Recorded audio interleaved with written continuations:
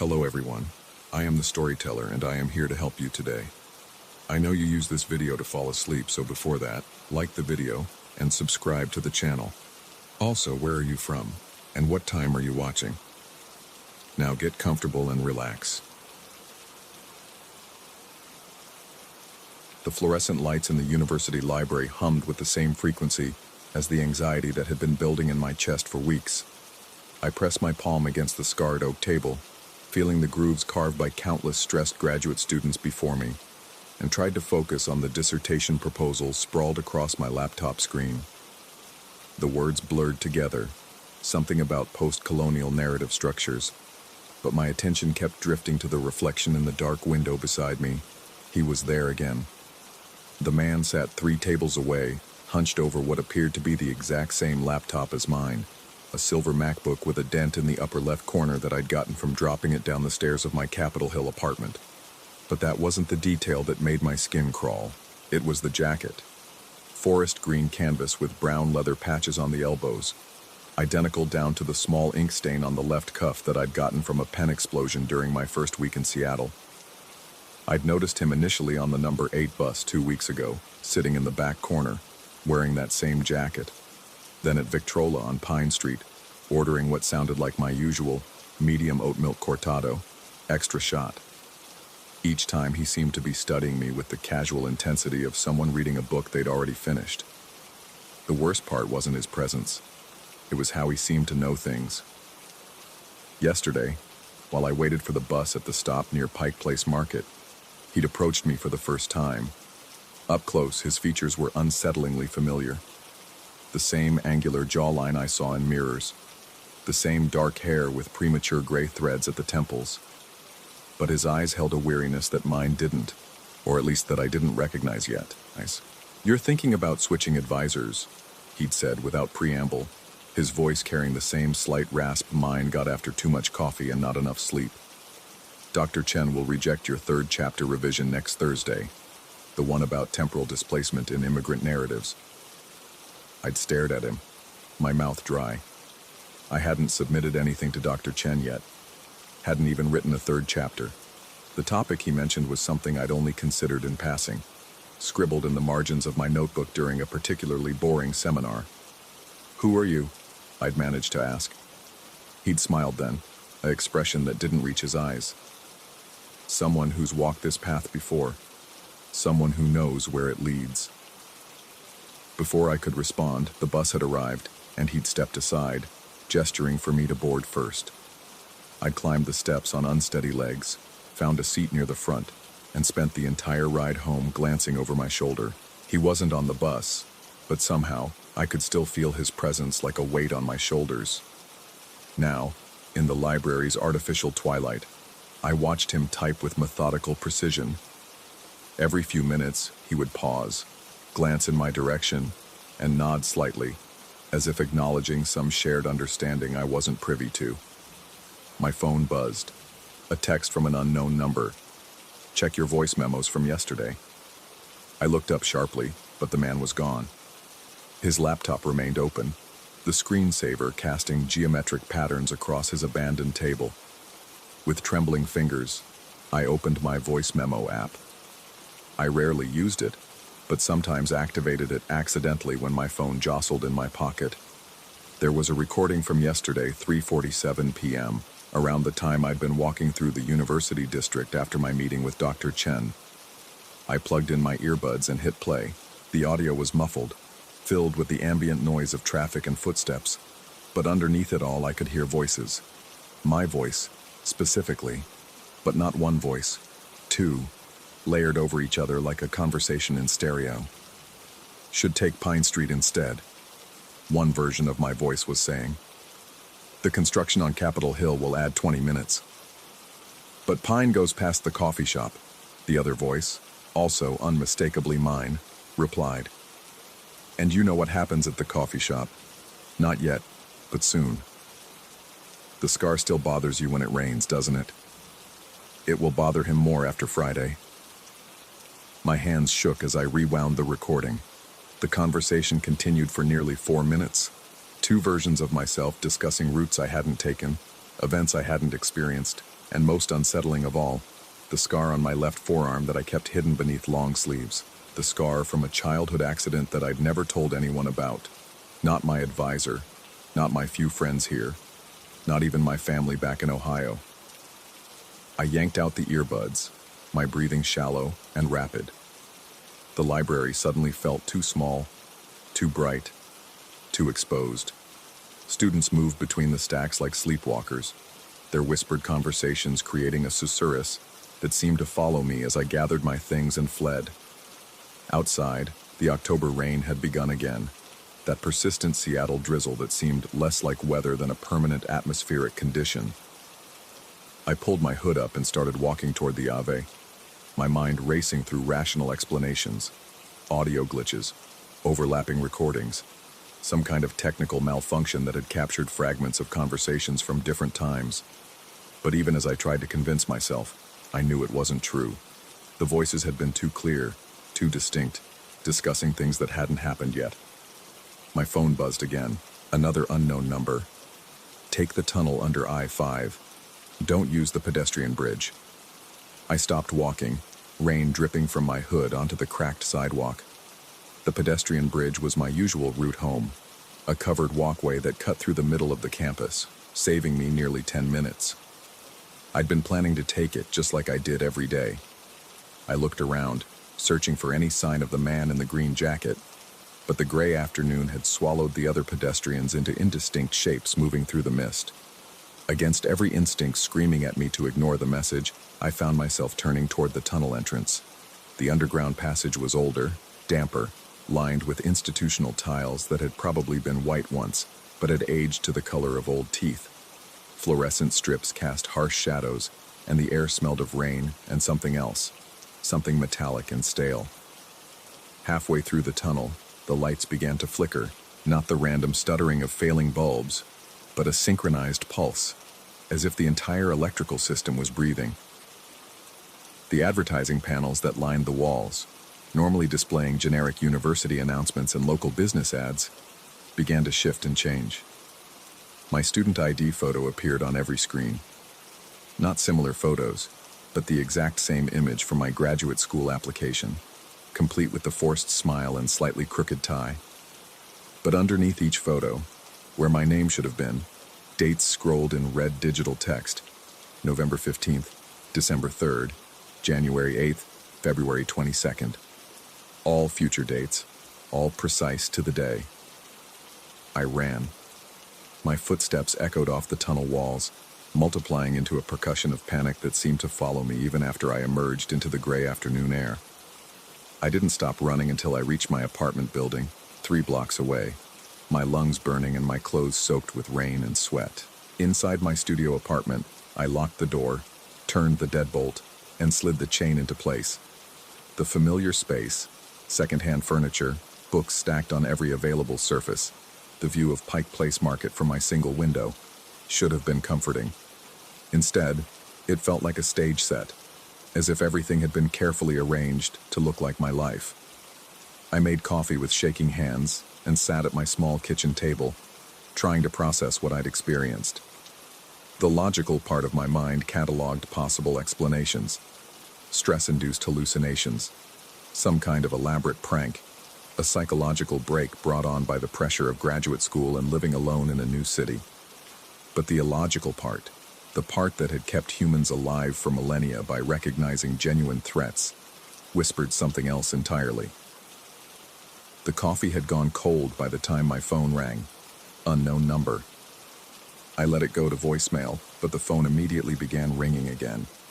And again. On the 4th call, I answered. Hello? Silence, then my own voice. You didn't take the bridge. The line went dead. I stood frozen in my kitchen, the phone still pressed to my ear, until the dial tone became unbearable. Through my window, I could see the pedestrian bridge in the distance, illuminated by streetlights. It looked normal, functional, exactly as it always did.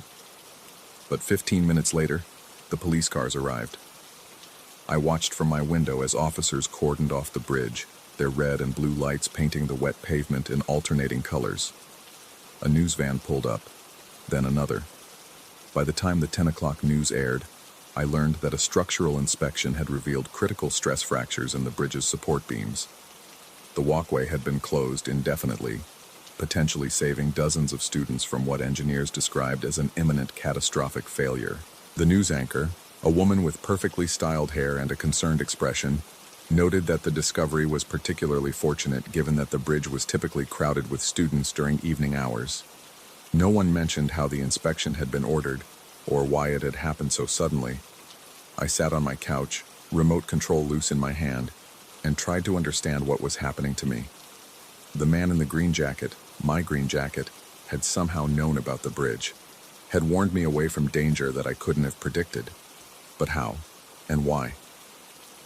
Sleep, when it finally came, brought dreams of walking through Seattle's streets while watching myself from above, as if I were both the observer and the observed.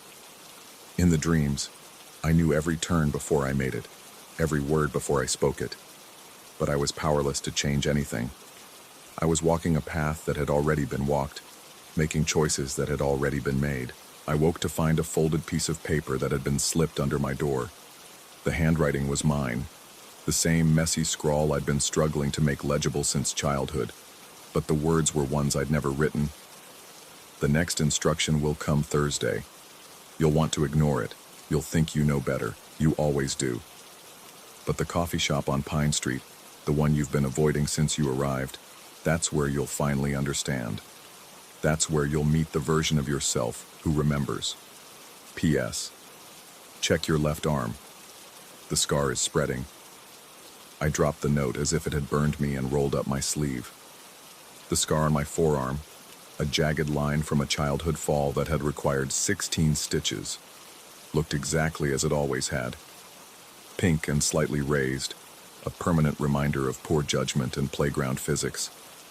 But as I stared at it, I could swear it felt warm. The rain continued to fall outside my window, each drop striking the glass with the persistence of time itself, and I realized that whatever was happening to me had only just begun. Somewhere in this city, in this timeline or another, there was a version of myself who already knew how this story ended. The question that kept me awake for the rest of the night wasn't whether I would follow the next instruction when it came. The question was whether I had any choice in the matter. And deep down, in the part of my mind that had started to feel like an echo chamber, I suspected I already knew the answer.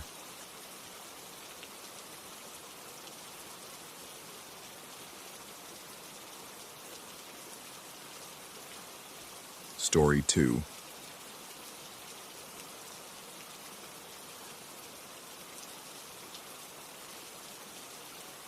The November wind carried more than autumn's decay when I first saw the black dog. It carried whispers of something ancient, something that had been waiting far longer than any living thing should wait. I'd been night caretaker at St. Bartholomew's for 3 months when the storm hit. One of those northeastern gales that strips leaves like skin and rattles windows until you think the glass might shatter from pure spite. The old church groaned under the assault, its weathered stone seeming to flex with each gust. I was making my rounds, flashlight beam dancing across familiar shadows, when I noticed something wrong with the cemetery. The iron gate stood open. I always locked that gate. Always. The parish council had been clear about vandalism problems, about teenagers using the graveyard for their midnight revelries. But there it was, swinging gently on hinges that should have been sealed tight with rust and my own diligence. My boots crunched through dead leaves as I approached, breath forming small clouds in the frigid air. The beam of my flashlight swept across the weathered headstones, some so old their inscriptions had worn to illegible whispers of the dead. Then the light found him. A black dog sat perfectly still atop the cemetery's oldest grave, a moss-covered monument that predated the church itself. The animal was massive, easily the size of a small bear, with fur so dark it seemed to absorb the flashlight's beam rather than reflect it. Yellow eyes regarded me with an intelligence that made my skin crawl, not because they were hostile, but because they were knowing. Too knowing. The dog made no sound as I approached, no panting, no movement except for the steady rise and fall of its chest. When I was perhaps 10 feet away, I noticed something else. The gate's lock lay on the ground beside my feet. Not broken, but simply undone. The metal was warm to the touch despite the freezing wind. I should have called someone. The police, animal control, anyone. Instead, I found myself speaking to the creature in a voice that sounded strange even to my own ears. "You picked a hell of a night to be out here, boy." The dog's ears twitched, but it didn't move from its position. Behind me, the church bell tower gave a single resonant chime. Midnight. I hadn't heard it ring since I'd started working here. The parish council had mentioned the bell mechanism was broken. When I looked back, the dog was gone. I told myself it must have slipped away while the bell distracted me. Dogs were quick, especially large ones. But as I secured the gate again, I noticed something that made my hands shake. The grass beneath where the dog had sat was perfectly green and alive, a vibrant circle of growth in the midst of November's decay. The next night, I brought a thermos of water and placed it just inside the gate before locking up. Call it intuition, call it madness. I felt compelled to leave something. By morning, the bowl was empty, though I'd seen no animal tracks in the frost-hardened ground. This became ritual. Every night, I'd set out fresh water, and every morning, it would be gone. Sometimes I'd find other things. Rust flakes scattered around the gate's hinges, always in perfect circles. Old padlocks that should have been seized solid suddenly turning smooth as silk. Graffiti that appeared overnight, ugly tags sprayed across the church's ancient stones, only to vanish completely by the following evening, leaving no trace they'd ever existed. The dog returned on the fourth night, appearing as silently as before. This time, I was ready. Along with the water, I'd brought an old handkerchief, one I'd worn in my pocket during a particularly sweaty afternoon of repair work. I placed it near the bowl and stepped back. The massive creature descended from its perch, moving with a fluid grace that seemed to defy its size, and approached the offerings. First the water, which it lapped with a tongue that made no sound against the metal. Then it nosed the handkerchief, pressing its muzzle against the fabric for a long moment before looking directly at me. In that gaze, I felt something shift. Not just in the air around us, but in some fundamental understanding of my place in this arrangement. The dog wasn't just accepting my offerings, it was accepting me. When I returned to the church, every door that had been sticking opened smoothly. Hinges that had been screaming in protest for months now swung silent as prayer. The old furnace, which had been threatening to die since October, hummed contentedly in the basement. 3 weeks later, the first real test came. I was finishing my midnight rounds when I heard voices from the cemetery. Young, reckless voices accompanied by the sound of spray paint cans rattling with steel balls. Through the church windows, I could see flashlight beams dancing among the headstones, vandals, just as the parish council had warned. I should have called the police immediately. Instead, I found myself walking to the cemetery gate, drawn by an impulse I couldn't name. The lock was warm under my fingers as I turned the key. The voices stopped. Then came the panic. Sudden primal terror that made the intruders' flashlights swing wildly, their beams crossing and recrossing as they stumbled over graves they'd navigated easily moments before. I heard them calling to each other, their voices rising in pitch as they became disoriented. The church bell began to toll, slow, measured chimes that seemed to come from everywhere and nowhere at once. 1, 2, 3. Each strike seemed to press down on the cemetery like an invisible weight. The vandals' voices became screams of confusion, not pain, but pure bewilderment as they crashed through underbrush, unable to find the exit that had been clearly visible when they'd entered. Through it all, I stood at the gate, watching shadows move with purpose that had nothing to do with panic or confusion. A massive shape glided between the headstones, herding the intruders like a sheepdog, driving them in circles until their terror overcame whatever bravado had brought them here. Finally, they found the far fence, the one that bordered the old woods. I heard them crashing through brambles, their voices fading as they fled into the night. The bell fell silent. The shadows stilled. When I turned to walk back to the church, the black dog was beside me. Not behind me, not in front, beside me, as if it had always been there. Its presence felt natural in a way that should have been impossible. I could smell wet earth and something else, something like copper pennies and old leather. When I glanced down, I saw that my shadow had company, a second silhouette padding alongside my own, though the dog's feet made no sound on the gravel path. The next morning, I sought out Father Donnelly. He was ancient, older than the church itself, it seemed, with hands that shook as he poured coffee and eyes that held too many secrets. I told him about the vandals, about the strange sounds and the way they'd fled. I didn't mention the dog, not yet. Something warned me to be careful with that revelation. The old priest listened without interruption, nodding occasionally. When I finished, he was quiet for a long time, staring into his coffee cup as if reading tea leaves. "The church has always had protection," he said finally. Some things are older than our understanding. The first grave in that cemetery. Do you know what it holds?" I admitted I didn't. The headstone was too weathered to read. Father Donnelly rose slowly and walked to an old wooden cabinet. From it, he withdrew a leather-bound ledger, its pages yellow with age. He opened it carefully, turning to an entry near the front. 1862, he read. During the renovation of the original chapel, the workers found something beneath the altar, a grave that predated everything else. No human remains, just a guardian, they called it. The town elders decided to re-enter it in the cemetery, in a place of honor. My mouth went dry. "What kind of guardian?" The priest's finger traced faded ink. "The records aren't clear, but they mention an agreement, protection for the sacred ground and those who tend it faithfully, but protection that comes with boundaries." That night, I tested those boundaries. The dog was waiting, as it had been every night for the past month. I approached the cemetery gate, key in hand, but instead of setting out water and returning to the church, I tried to enter the cemetery myself. The key turned, but when I pushed against the iron gate, it wouldn't budge. Not stuck, simply immovable, as if the metal had become part of the earth itself. The dog watched me from its perch atop the guardian's grave, yellow eyes reflecting my flashlight beam. I tried again, putting my full weight against the gate. Nothing.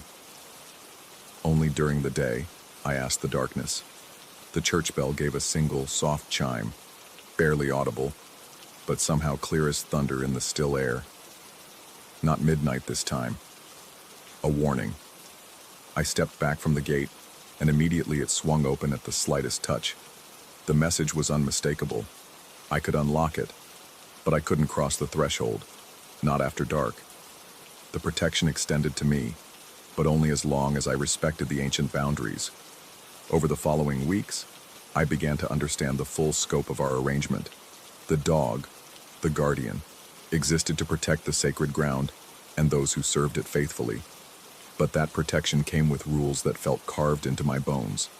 Never enter the cemetery after midnight. Never question what happened to those who violated the sacred ground. Never try to follow the guardian when it vanished into whatever realm it truly inhabited. And never, ever, mistake protection for ownership. I learned that last rule the night I brought the gun. It had been 6 weeks since the vandalism incident, and I'd grown comfortable, perhaps too comfortable, with my supernatural protector. When reports came in about increased break-ins at churches throughout the county, I decided to take a more active role in defending St. Bartholomew's. The weapon was my grandfather's hunting rifle, kept clean and oiled, though I'd never been much for shooting. I figured having it visible during my rounds might deter any would-be intruders. What I didn't expect was the guardian's reaction. The dog was waiting as usual, but something was different. Its yellow eyes held a new quality, not anger exactly, but something colder. Disapproval radiating from its massive form like heat from a furnace. I set down the water bowl and stepped back, rifle slung over my shoulder. The guardian didn't move from its perch, but I felt the temperature drop several degrees. My breath came out in visible puffs despite the October warmth. When I tried to unlock the gate to set down the water, the key wouldn't turn. Not stuck. It simply wouldn't engage, as if the lock had become ornamental rather than functional. I tried several times, growing frustrated, then looked up to find the dog standing at the gate's base. Those yellow eyes met mine, and in them I saw something that made my blood freeze. Intelligence, yes, but also judgment. The Guardian had protected this place for over a century, and here I was, acting as though I could improve upon its methods with crude human weapons. The church bell began to chime. Not the single warning tone I'd grown accustomed to, but a full series. 12 deep, resonant strikes that seemed to vibrate through my bones. Midnight again, though my watch read only 10:30. When the last chime faded, I understood. Time meant nothing to the Guardian. Rules meant everything, and I had just demonstrated a fundamental misunderstanding of our relationship. I unslung the rifle and walked back to the church, leaving the water bowl outside the gate. By morning, it was empty as always, but I never brought the weapon again. Winter arrived early that year, blanketing the cemetery in snow that somehow seemed to avoid the Guardian's grave entirely. I found myself looking forward to my nightly encounters with the massive dog, though I was careful never to presume upon its tolerance. Our arrangement had settled into something resembling routine. I provided water and respect. It provided protection and an odd sort of companionship. But companionship with the supernatural comes with prices that aren't always immediately apparent. I began to notice changes in myself, small things at first, an increased sensitivity to sounds, the ability to detect the approach of storms hours before they arrived, a growing discomfort with bright lights. My reflection seemed somehow diminished, as if the Guardian's presence was slowly drawing away some essential part of what made me fully human. More disturbing were the dreams. Visions of the cemetery from impossible angles, aerial views that showed the true pattern of the graves, revealing symbols and alignments that were invisible from ground level. I saw the church's history in reverse, decades of services unwinding, renovations being undone, until I reached the original chapel and the thing that had been buried beneath its altar. In these dreams, I understood that the Guardian wasn't just a protector, it was a boundary keeper, maintaining the barrier between worlds that the sacred ground represented, and I was becoming part of that boundary. The realization hit me fully on Christmas Eve. I'd been working at St. Bartholomew's for 5 months, and my nightly routine had become as natural as breathing. Set out the water, acknowledge the Guardian, secure the church, go home. But that night, something felt different from the moment I arrived. The cemetery gate stood open again, though I was certain I'd locked it the previous evening. More disturbing, there were footprints in the snow, not human prints, but something else. Large padded impressions that led from the gate to various graves throughout the cemetery. I followed the tracks with growing unease. They visited specific graves in what seemed like a deliberate pattern, creating a rough spiral that ended at the Guardian's monument. But these weren't the Guardian's prints. I'd never seen any sign that it left physical traces. At the center of the spiral, atop the ancient grave, something waited for me. Not the Guardian, something else. Smaller, more traditionally dog-like, with fur that held traces of brown and white beneath the black, a normal animal, or what had once been one. Its eyes held no supernatural intelligence, just the simple confusion of a creature that had wandered into a place it didn't understand. Behind it, barely visible in the darkness, stood the Guardian. But for the first time since our relationship began, the massive creature looked diminished, less solid, as if something was draining its essence. I understood with horrible clarity what was happening. The Guardian drew its power from the boundary it protected, but that boundary was failing. The sacred ground was losing its potency, and without it, the ancient protector was fading. Soon, there would be nothing left but ordinary dogs wandering through an ordinary cemetery, leaving ordinary tracks in the snow. The question was, what could restore that power? I thought about the church's history, about the agreement made over a century ago.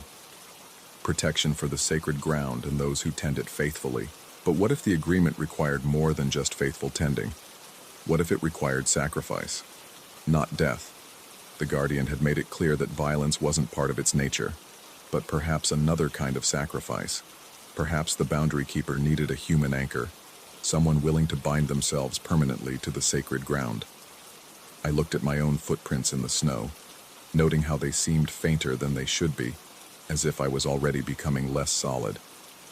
The changes I'd noticed, the sensitivity, the dreams, the growing discomfort with the ordinary world, weren't side effects of my relationship with the guardian. They were preparation. The normal dog whimpered and bolted, disappearing into the woods beyond the cemetery. The guardian watched it go with what might have been sadness, then turned those ancient yellow eyes back to me. In them, I saw the question I'd been avoiding for months. Was I willing to complete the transformation? To become the boundary keeper's human anchor, ensuring the protection of the sacred ground for another century or more? I thought about my life outside these walls. A small apartment, few friends, a job that was really just an excuse to avoid thinking about the future. Then I thought about the vandals who'd fled in terror, about the church's doors that now opened smoothly, about the sense of purpose I'd found in this ancient dance between human and guardian. I walked to the gate and placed my hand on the warm iron. For the first time, I tried to enter the cemetery after midnight, not to test the boundaries, but to cross them permanently. The gate swung open at my touch. As I stepped across the threshold, I felt something shift in the air around me. The guardian rose from its perch and padded toward me, its form becoming more solid with each step while mine seemed to grow lighter. When we met in the center of the cemetery, I understood that the choice had been made months ago, not by me, but for me, by the simple act of bringing water to something that had waited so long for acknowledgement.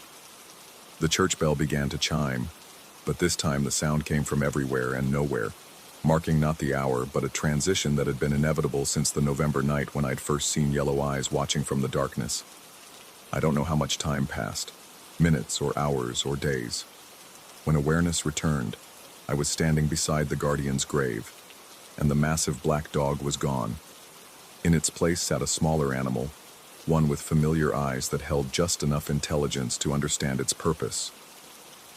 The new guardian looked up at me with something like gratitude, then padded to the gate and settled into position. Its vigil had begun.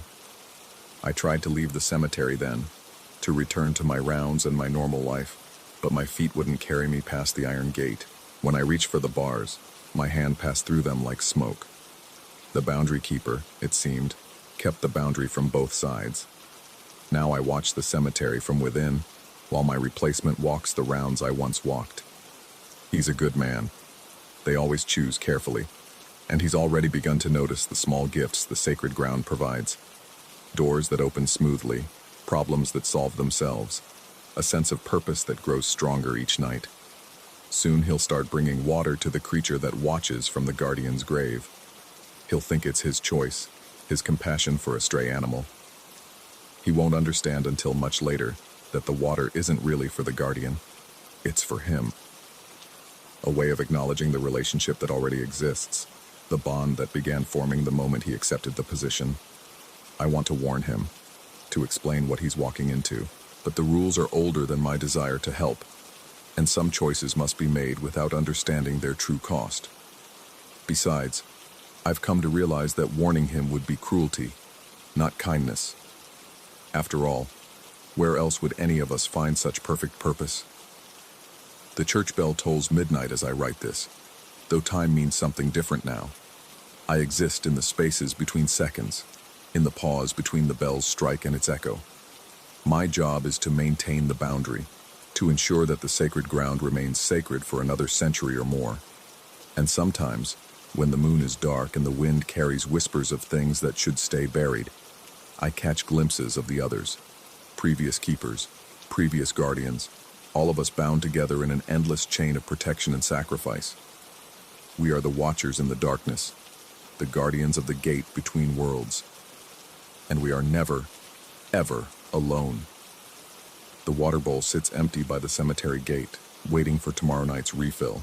My replacement will bring it faithfully, just as I did, just as the one before me did, just as the one after him will do when his time comes.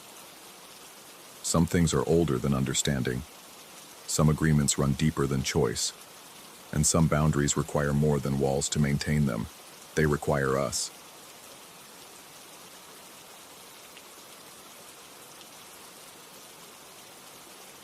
Story 3.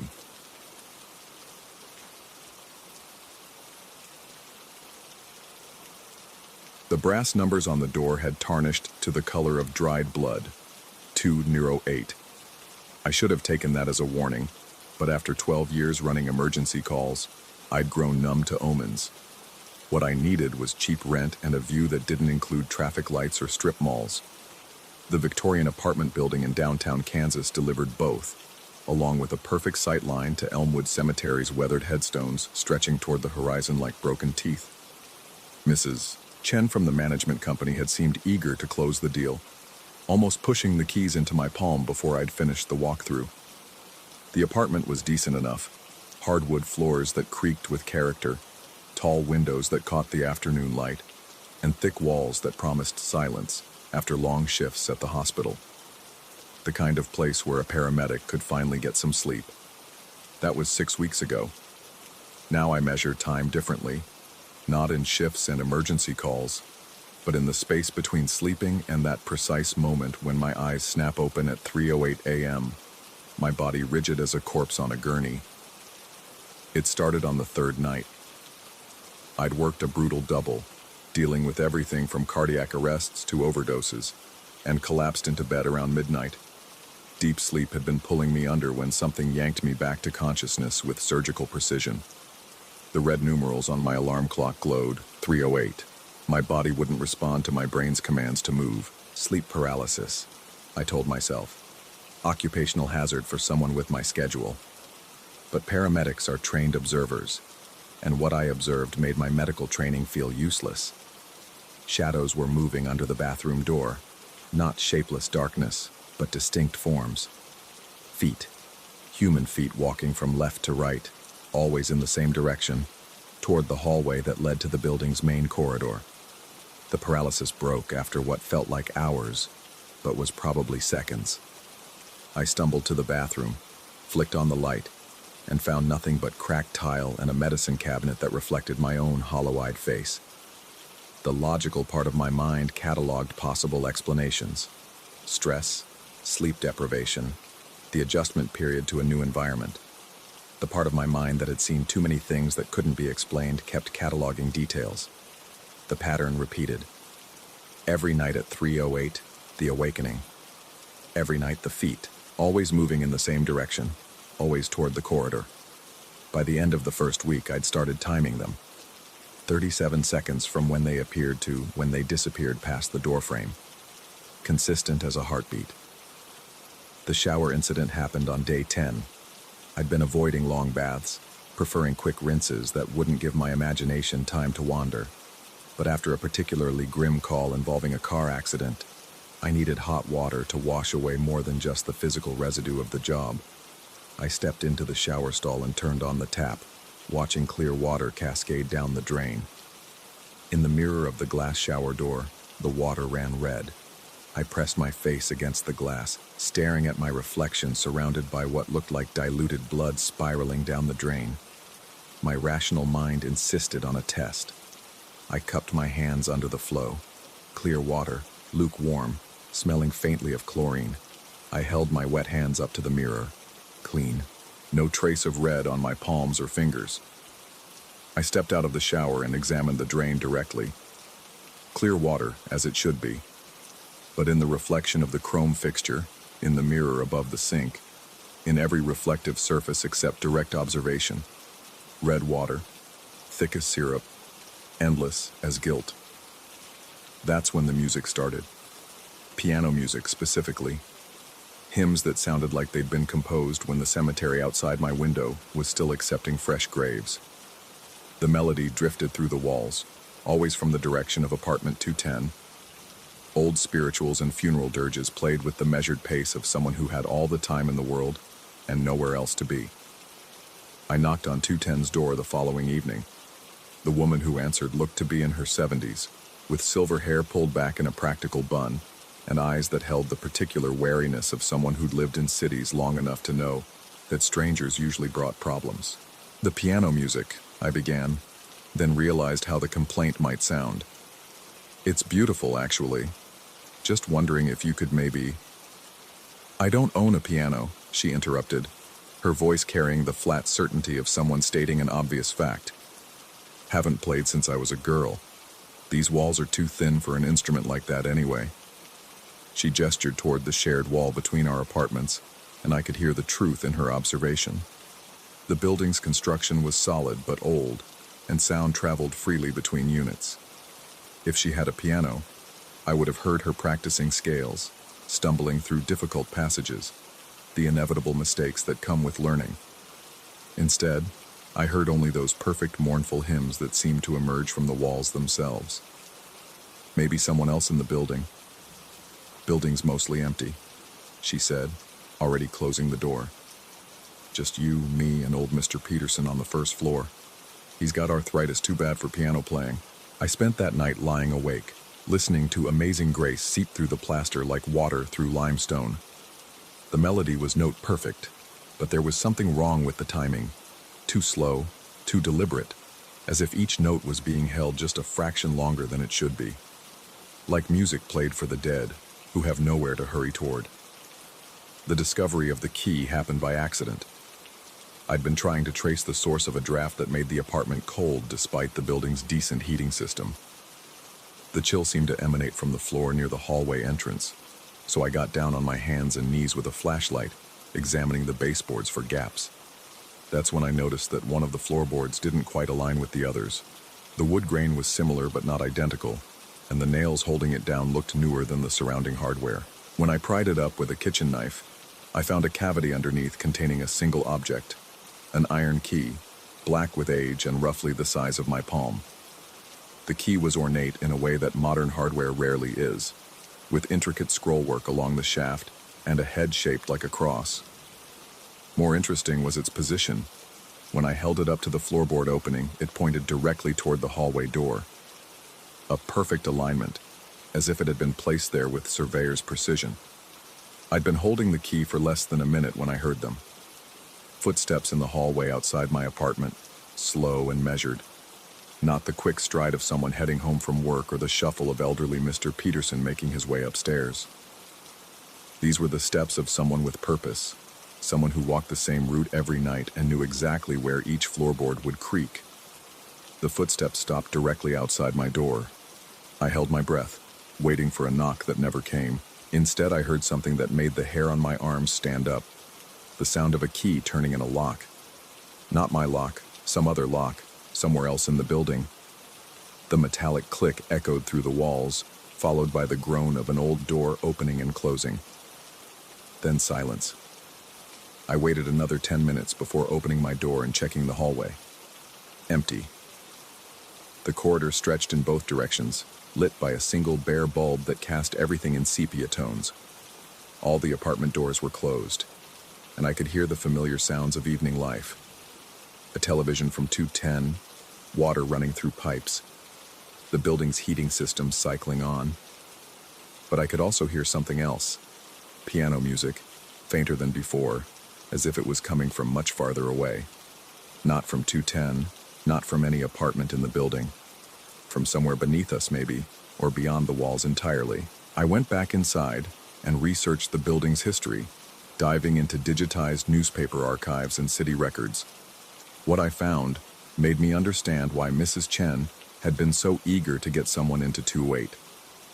The building had been constructed in 1887 during the height of the Victorian era's fascination with death and mourning.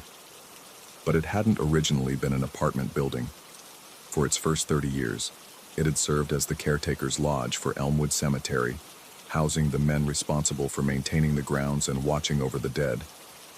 The job of cemetery watchman was more complex than modern people might imagine.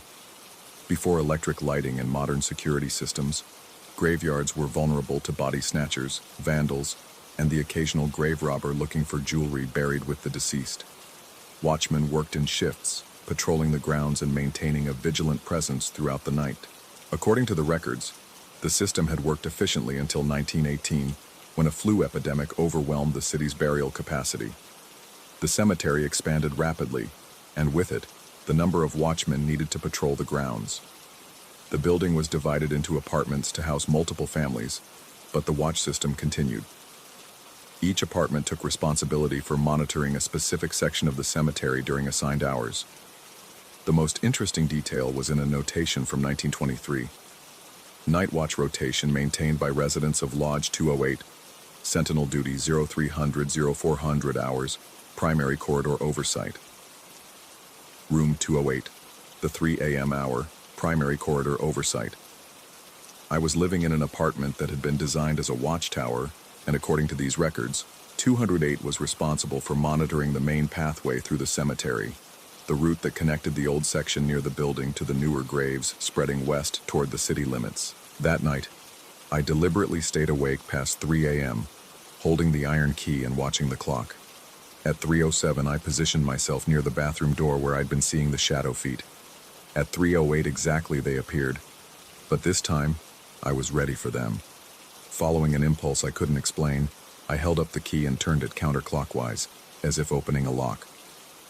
The shadow feet changed direction immediately, turning away from the hallway and moving toward the apartment's main window, the one that faced the cemetery. The piano music stopped. I moved the key clockwise, and the feet reversed course, heading back toward the hallway door. The music resumed, now coming from the direction of the cemetery rather than the walls. I was controlling them. Somehow the key was connected to whatever force moved through my apartment each night, and by turning it, I could direct that force toward the cemetery or away from it. The revelation should have been terrifying, but instead I felt something closer to relief. After weeks of feeling helpless against events I couldn't understand or control, I finally had a tool that gave me agency. The key wasn't just a historical artifact.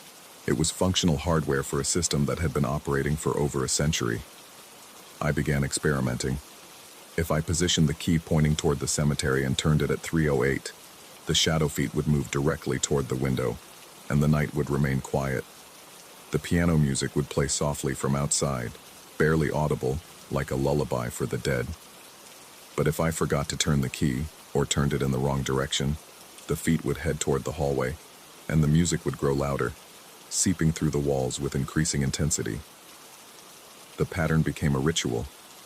Every night at 3:08, I would wake, take the key from its hiding place, and guide the presence toward the cemetery. In return, the building would settle into peaceful silence, and I could return to sleep without disturbance. It worked perfectly for 2 weeks. Then I made the mistake of testing what would happen if I skipped a night. I'd convinced myself that the whole system was some kind of elaborate self-hypnosis, a way for my stressed mind to create the illusion of control over my environment. So on a Tuesday night, I deliberately stayed in bed when 3:08 arrived, leaving the key hidden under the loose floorboard.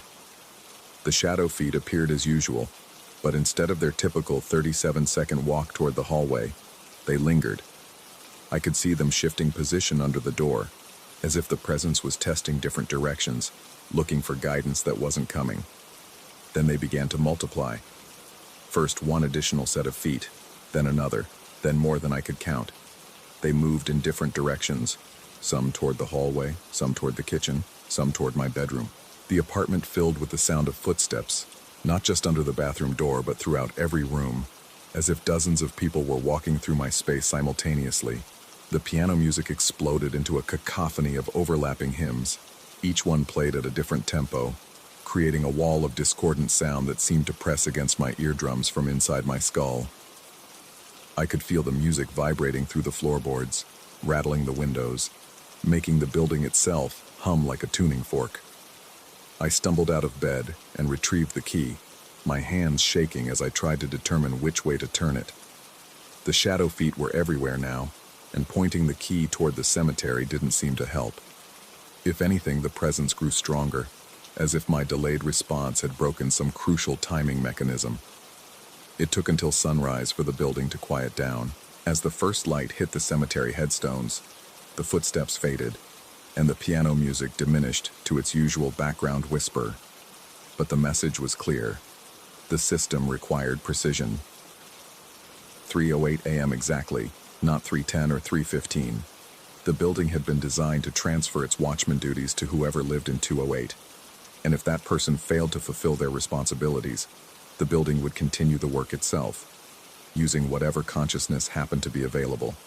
I started setting multiple alarms to ensure I never overslept the crucial moment. I researched the other historical watchmen, looking for clues about how they'd managed the responsibility. Most of the records were fragmentary, but I found enough to understand that the position had driven several residents to leave suddenly, always in the middle of lease agreements, always without explanation. One newspaper clipping from 1934 mentioned a former resident of 208 who'd been found wandering downtown at dawn, claiming that his apartment was walking the rounds inside his head when he failed to properly direct it toward the cemetery. The man had been committed to a state hospital and died there 3 months later, apparently from exhaustion. He'd stopped sleeping entirely, convinced that if he lost consciousness, something would take over his body and continue the watch without his permission. Reading that article, I finally understood what I'd been chosen for. The building hadn't randomly selected me as its new tenant. It had been designed specifically for people like me. Paramedics, emergency workers, anyone accustomed to waking at precise times and taking immediate action. The previous tenant had probably been a nurse, or a firefighter, or someone else whose body was already trained to respond to alarms. But understanding the system didn't make it less exhausting. Every night, the responsibility weighed heavier. Every night, I wondered what would happen if I got sick, or injured, or simply wore out from the constant vigilance. The key would still be here, hidden under the floorboard, waiting for the next person who moved into 208. The cemetery would still need watching, and the building would still need someone to guide its nightly patrol. Sometimes, during my regular paramedic shifts, I found myself looking at my patients differently, wondering who among them might be desperate enough for cheap rent to overlook a building's strange reputation, wondering who might be tough enough to handle the responsibility, and who might end up like the man from 1934, walking downtown at dawn with his apartment conducting its watch through his unwilling consciousness. Because that's the choice, I've realized. Either you take control of the nightly ritual, directing the presence toward its proper patrol route, or it takes control of you, using your body and mind to continue the watch that's been maintained for over a century. The building sleeps when its watchman performs his duty. When he doesn't, the building ensures the duty gets performed anyway. Tonight marks my 50th night in apartment 208. 50 nights of waking at 3:08. 50 nights of turning the iron key. 50 nights of guiding shadows toward a cemetery that's been under watch since before my grandfather was born. I've gotten good at it. Efficient, reliable, precise. The kind of watchman the building needs. But I've also started noticing something troubling. On the nights when I forget to return the key to its hiding place immediately after the ritual, when I fall asleep holding it, I have dreams about walking through the cemetery, not walking as myself, but walking as someone else. Someone whose feet cast shadows under bathroom doors and whose purpose never wavers from the predetermined route. In these dreams, I can see into apartment 208's windows. I can see myself lying in bed, holding the key, directing my movements through the graveyard, and I can see other figures in other windows of other buildings, all holding similar keys, all guiding similar shadows through their assigned territories. The cemetery is larger than I initially realized, much larger, and it requires more watchmen than any single building could house. I've started looking at real estate listings for other apartments near Elmwood Cemetery, studying their floor plans and lease terms, thinking about expansion, about recruitment, about the kinds of people who might make reliable night watchmen. People with medical training would be ideal. We're already accustomed to precision, to waking at predetermined times, to taking responsibility for things that might die if left unattended. The building has been training me well. Soon I think it will be time to help it train others. After all, every cemetery needs adequate coverage, and every watchman needs backup. The question isn't whether I'm still sane enough to recognize what's happening to me. The question is whether sanity is really necessary for a job that's been keeping the dead properly supervised for over a century. Tonight at 3:08 a.m. I'll wake up and turn the key. The shadows will move toward the cemetery. The piano music will play softly from beyond the walls, and the building will settle into peaceful sleep. And sometime soon, I'll help it find new residents for the apartments that are still sitting empty, waiting for the right kind of tenant. The kind of person who understands that some responsibilities are too important to abandon, even when they start to change who you are. especially then.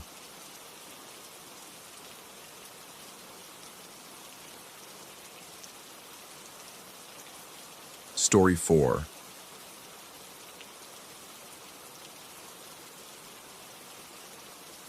The ice machine hums its mechanical lullaby at 2:47 a.m., and I position my club soda precisely 3 inches from its chrome edge, close enough to stay cold, far enough to avoid the condensation rings that stain the worn oak bar top. Closing shift at the rusty anchor means 4 hours of solitude. Nothing but the amber glow of beer signs and the distant hum of Denver traffic bleeding through brick walls that have absorbed decades of whispered confessions and hollow laughter. I've perfected this routine over 18 months. Lock the front door, count the register, clean glasses until they catch the light like crystal, then nurse my club soda while filling out inventory sheets. The bubbles help me stay alert during these dead hours when sleep tugs at my consciousness like an undertow. But tonight feels different. The first sign appears around 3:15 a.m., a perfect circle of moisture on the bar's eastern edge, exactly where someone might rest a sweating glass. I stare at it, trying to recall serving anyone in that spot during the evening rush. The circle measures roughly 3 inches in diameter, its edges crisp as if drawn with a compass. As I watch, the moisture evaporates, leaving behind a faint ring in the wood grain that shouldn't exist. The bar was refinished last month. I reach for my club soda and take a measured sip. The familiar fizz hits my palate, but something feels wrong. The bar tilts beneath me like a ship hitting rough seas. The neon core sign stretches into ribbons of red and blue light, and the muffled sounds of the street outside slow to a thick drawl, as if someone had adjusted the world's playback speed. My smartwatch vibrates against my wrist. Fall detected, emergency services contacted. But I'm standing upright, gripping the bar's edge with white knuckles. I lift the glass to my nose. No smell of alcohol, just the clean scent of carbonated water. Yet my vision swims, and segments of time seem to slip away like water through a drain. When awareness returns, I'm standing in the same position, but the point-of-sale terminal glows with an order I don't remember entering. 2 waters, table 12. Table 12 sits in the corner booth, empty since I locked up. The timestamp shows 3:23 a.m., 8 minutes I can't account for. I delete the phantom order and check the security monitor. The camera feed runs smooth until 3:19 a.m., then produces a sharp crack like breaking glass. For exactly 4 minutes, the image shows nothing but static, then resumes as if nothing happened. During those missing minutes, someone should have been visible on camera if they'd entered the bar. Sleep deprivation, I tell myself.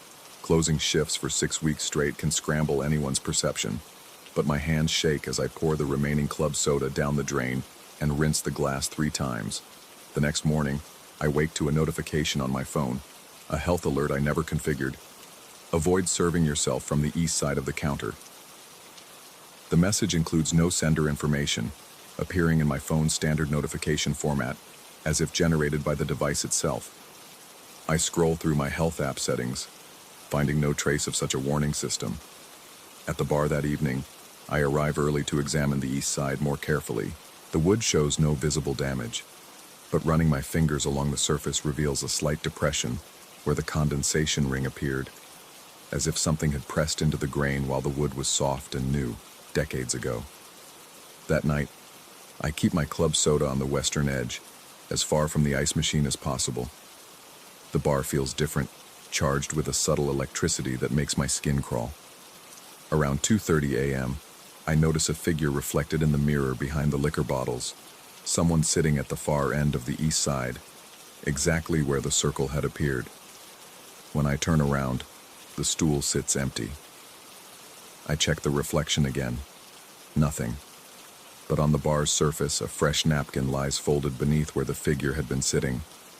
The napkin appears bone dry despite the humid air, and drawn on its surface in what looks like blue ink is a perfect circle, precise as a technical drawing. My hands tremble as I lift the napkin. Beneath it, the wood shows another faint ring, darker than the first. The smell of ozone fills the air, like the moment before lightning strikes. This time, I don't drink anything. I empty the ice machine's water reservoir and unplug it entirely. But the presence grows stronger, a weight pressing against my consciousness, making it difficult to focus on simple tasks. The POS terminal flickers randomly, occasionally displaying that same phantom order: 2 waters, table 12. I review 3 weeks of security footage, searching for patterns. The camera malfunctions appear consistently between 3:19 and 3:23 a.m., always exactly 4 minutes. During business hours, I notice something else. A customer wearing a paramedic's jacket who appears in reflections but never directly on camera. He orders nothing, pays nothing, yet somehow the register occasionally shows transactions at his approximate location. The health alerts continue arriving daily, each more specific than the last. Monitor hydration levels carefully. Avoid ice from the main machine between 3 a.m. and 4 a.m. Check water sources for unusual taste or odor. None of these notifications appear in my phone's history after I read them, as if they delete themselves. I begin switching sides during closing shifts, working exclusively from the western edge of the bar. The strange episodes stop immediately. No more lost time, no phantom orders, no mysterious napkins. The relief lasts exactly 1 week. Then the circles begin appearing on the west side. I find the first one on a Wednesday morning, already dried into the wood grain. This time, it's accompanied by something else. A small puddle of water beneath the bar, directly below where the circle sits on top. The puddle contains ice chips that haven't melted despite sitting in a warm room for hours. That night I work from the center of the bar, avoiding both eastern and western edges. But the presence adapts, following me like a shadow. The phantom orders multiply. 2 waters, 2 sodas, 2 everything. Always pairs, always for table 12. I research the bar's history and discover that the rusty anchor was built on the site of a former medical clinic. The building's eastern wall follows the exact footprint of the clinic's emergency wing, where paramedics once delivered patients for treatment. The western wall occupied the morgue. The revelation should provide relief, a rational explanation for irrational events. But the knowledge only makes things worse. Now I understand why the presence seeks the edges, gravitating toward spaces where life and death once intersected. The ice machine sits precisely where the clinic's main water line entered the building. I request a transfer to day shifts, but management refuses. Closing shifts pay better, and experienced closers are hard to find. They dismiss my concerns about equipment malfunctions and remind me that security cameras often fail in old buildings. So I adapt. I bring bottled water instead of using the soda gun. I work standing in the exact center of the bar, equidistant from both edges. I document everything: times, temperatures, atmospheric pressure readings from a barometric app. The data reveals patterns that shouldn't exist. Pressure drops that coincide with the phantom orders. Temperature spikes when the circles appear. But documentation can't protect me from what happens next. During my 4th week of center bar isolation, the presence stops following me and begins anticipating me. I arrive at work to find fresh napkins already positioned at both eastern and western edges, each bearing perfect circles drawn in blue ink. The POS terminal shows dozens of phantom orders, all time-stamped for future times. Orders scheduled for next week, next month, next year. The ice machine runs constantly now, even when unplugged. The water reservoir refills itself overnight, and the ice it produces tastes of copper and ozone. My smartwatch detects falls that haven't happened yet, vibrating with warnings for tumbles I'll experience tomorrow, next Tuesday, 3 weeks from now. The health alerts evolve beyond mere warnings. Thank you for avoiding the east side. Please continue current protocols. Western edge now requires similar precautions. Center position acceptable but temporary. I realize the messages aren't warnings, they're instructions. Something has been training me, teaching me to avoid specific areas at specific times. The phantom orders aren't glitches but reservations, holding space for customers who exist in a different temporal framework. The circles aren't random marks, but territorial boundaries, defining safe zones that shift according to rules I'm only beginning to understand. The paramedic in the reflections isn't a ghost, but a guide, monitoring my progress as I learn to navigate spaces where multiple timelines intersect. His jacket bears a patch I missed before: emergency medical transport. Temporal division. Last night, I found a final napkin positioned exactly in the center of the bar. The circle drawn on its surface contains smaller circles like ripples in a pond. Beneath it, the wood shows not a depression but an elevation, a raised ring that forms a perfect seal when the napkin lies flat against it. I understand now. The bar isn't haunted by the past but visited by the future. The clinic that once occupied this space didn't just treat emergencies, it prevented them, monitoring timelines for points where intervention might save lives. The temporal division continues operating, maintaining a presence in buildings that occupy crucial intersection points. The ice machine hums its mechanical lullaby, but the rhythm has changed. The intervals between pulses match the patterns of my heartbeat, my breathing, my brain waves. It's not keeping the water cold, it's keeping time itself frozen, creating bubbles of temporal stability where past and future can safely meet. I've become part of their system, a human anchor point in a timeline that requires careful maintenance. The club soda I drink isn't just staying cold, it's staying connected to water that exists across multiple temporal states. Every sip links me to the network, allowing me to perceive the boundaries between when and where. Tomorrow, I'll train my replacement. They'll think they're learning to close a bar, but they'll actually be learning to maintain a temporal monitoring station. They'll receive their own health alerts, find their own napkin circles, experience their own episodes of lost time. The east side, the west side, the center, all positions in a dance that keeps multiple realities from colliding catastrophically. We're not bartenders, but temporal custodians, ensuring that the ice never fully melts and time never completely freezes. My smartwatch vibrates. Thank you for your service. Temporal displacement protocols now fully integrated. The message deletes itself before I finish reading, but I've memorized the pattern. Soon I'll be leaving my own napkin circles for the next custodian, drawing perfect boundaries between what was, what is, and what might be. The ice machine hums its lullaby, and I position my club soda precisely where it needs to be. Not for comfort, but for continuity. Outside, Denver sleeps peacefully, unaware that their timeline requires constant maintenance, and somewhere in the space between 3:19 and 3:23 a.m., 2 glasses of water wait patiently at table 12, ordered by customers who haven't arrived yet, but will when the circles align and the ice finally tells them it's safe to drink. Story 5.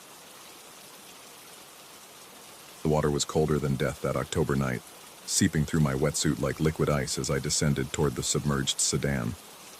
18 years I'd been volunteering with the rescue squad in our small upstate town, and I'd pulled plenty of vehicles from Crooked Lake, usually teenagers joyriding too close to the boat ramp, sometimes a drunk fisherman who'd misjudged the distance. But this one felt different from the moment Chief radioed the call. The car had rolled down the concrete ramp sometime after midnight, witnesses said, though no one saw it happen. Just heard the splash echoing across the water like a gunshot in the pre-dawn silence. My diving light cut through the murky depths, illuminating the pale sedan resting nose down in 20 feet of water, its tail light still glowing red through the liquid darkness, an impossibility that made my skin crawl beneath the neoprene. As I approached the driver's side, my equipment belt snagged on something. The diving light, attached by a retractable cord to my gear, had somehow wound itself around the buckle of my weight belt. I tugged, but the mechanism was jammed tight. My air gauge showed 15 minutes remaining, plenty for a normal ascent, but panic has a way of burning through oxygen like fire through paper. The car door hung open, yawning like a mouth. Empty. I tried again to free the light, my movements growing more frantic as precious air hissed through my regulator. The beam swayed wildly, casting dancing shadows that seemed to move independently of the light source. My breathing quickened, a cardinal sin in diving, and I felt the familiar squeeze of panic tightening around my chest. Then a hand touched my wrist. Not grabbed, not grasped. Just the lightest pressure, barely perceptible through the thick neoprene of my glove. Fingers worked at the buckle with surgical precision, finding the exact spot where the cord had wound itself into an impossible knot. The mechanism released instantly, as if it had never been stuck at all. I spun in the water, my light sweeping in wide arcs, but saw nothing except the gentle dance of sediment and the car's red tail lights pulsing like a heartbeat. The touch had felt real, more real than the water pressing against my skin, more real than the cold seeping into my bones. But I was alone in the depths, with only the sound of my own breathing and the distant hum of the recovery winch above. I attached the hook to the car's frame and gave the signal to pull. As the sedan rose through the water column, disappearing into the lighter darkness above, I noticed something gleaming in the silt where it had rested. A class ring, heavy gold with a dark stone, lay partially buried in the lake bottom. The initials R.H.Tar were etched into the band, along with the year 1983. Back on shore, wrapped in emergency blankets while the recovery team processed the empty vehicle, I mentioned the ring to Chief. He examined it under his flashlight, frowning at the inscription. "Robinson," he said finally, "the old science teacher up at the high school, retired maybe 10 years back, lives in that blue house on Elm Street." He handed the ring back to me. "Probably dropped it fishing, you know how it is." But I didn't know how it was. Teachers don't typically lose class rings while fishing, and Robinson's initials were R.H., not the J.M., stamped on the car's registration we'd found in the glove compartment. 3 days later, I knocked on the door of the blue house on Elm Street. Robinson answered, a tall, thin man with wire-rimmed glasses and the permanently ink-stained fingers of someone who'd spent decades grading papers. When I held up the ring, his face went white. "Where did you find this?" His voice carried the same precision he'd probably used to explain photosynthesis to bored teenagers. I told him about the dive, about the empty car. He listened without interrupting, turning the ring over and over in his weathered hands. "I lost this in 1987, he said finally. "Not 83, that's my graduation year. I was night fishing off the old pier, and it slipped off. Current was strong that year. I figured it was gone forever." He looked up at me, and something in his eyes made me step back from the threshold. "But that pier's on the north side of the lake, a mile from where you found this car. That night, I couldn't sleep. Every time I closed my eyes, I felt that touch on my wrist again. Gentle, precise, helpful. But when I tried to remember details, they slipped away like water through my fingers. Had the fingers been cold? Warm? I couldn't say. I only knew they'd been there, real as anything I'd ever experienced. At 2:19 a.m., my alarm clock began to beep. I shot upright, heart hammering against my ribs. The display showed 2:19, but I hadn't set any alarm. I fumbled for the controls, stabbing buttons until the sound stopped. The silence that followed felt heavier than the lake water, pressing down on me with an almost physical weight. The next night, it happened again. 2:19 a.m. exactly, the shrill electronic beeping cutting through my dreams like a blade.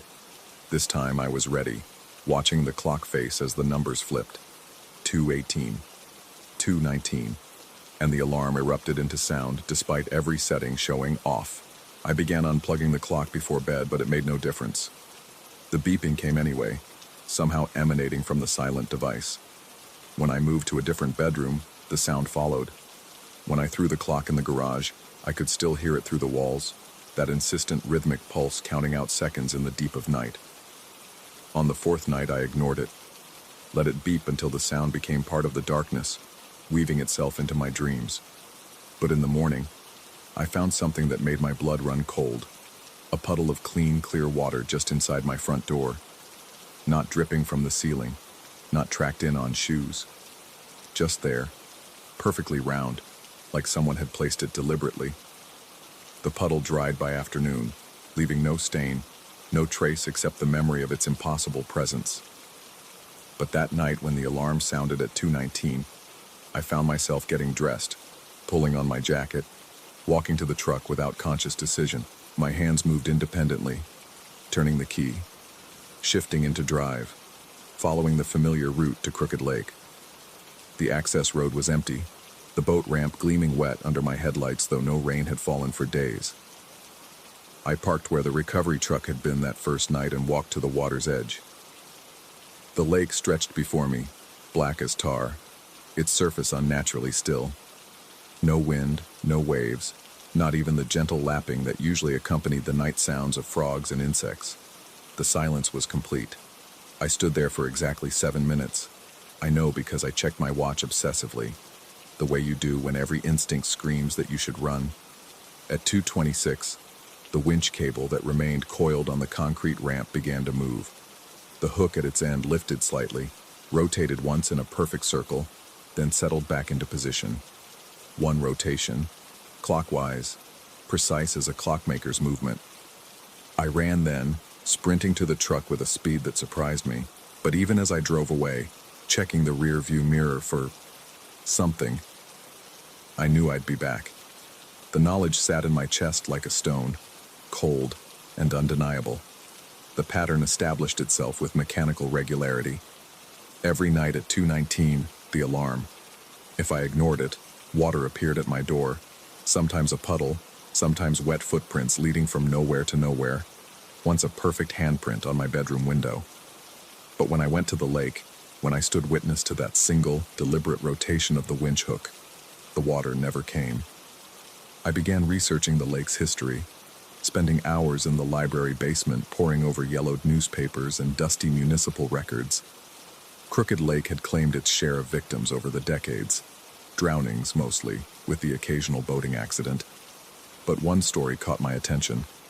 A volunteer diver who disappeared during a vehicle recovery in 1987. The details were sparse. A car had gone into the water during a late-night storm. The diver went down to attach the recovery cable but never surfaced. They found his body 3 days later, still in full gear, sitting upright on the lake bottom, as if waiting for something. The cause of death was listed as equipment malfunction, though the article noted that his air supply had been nearly full.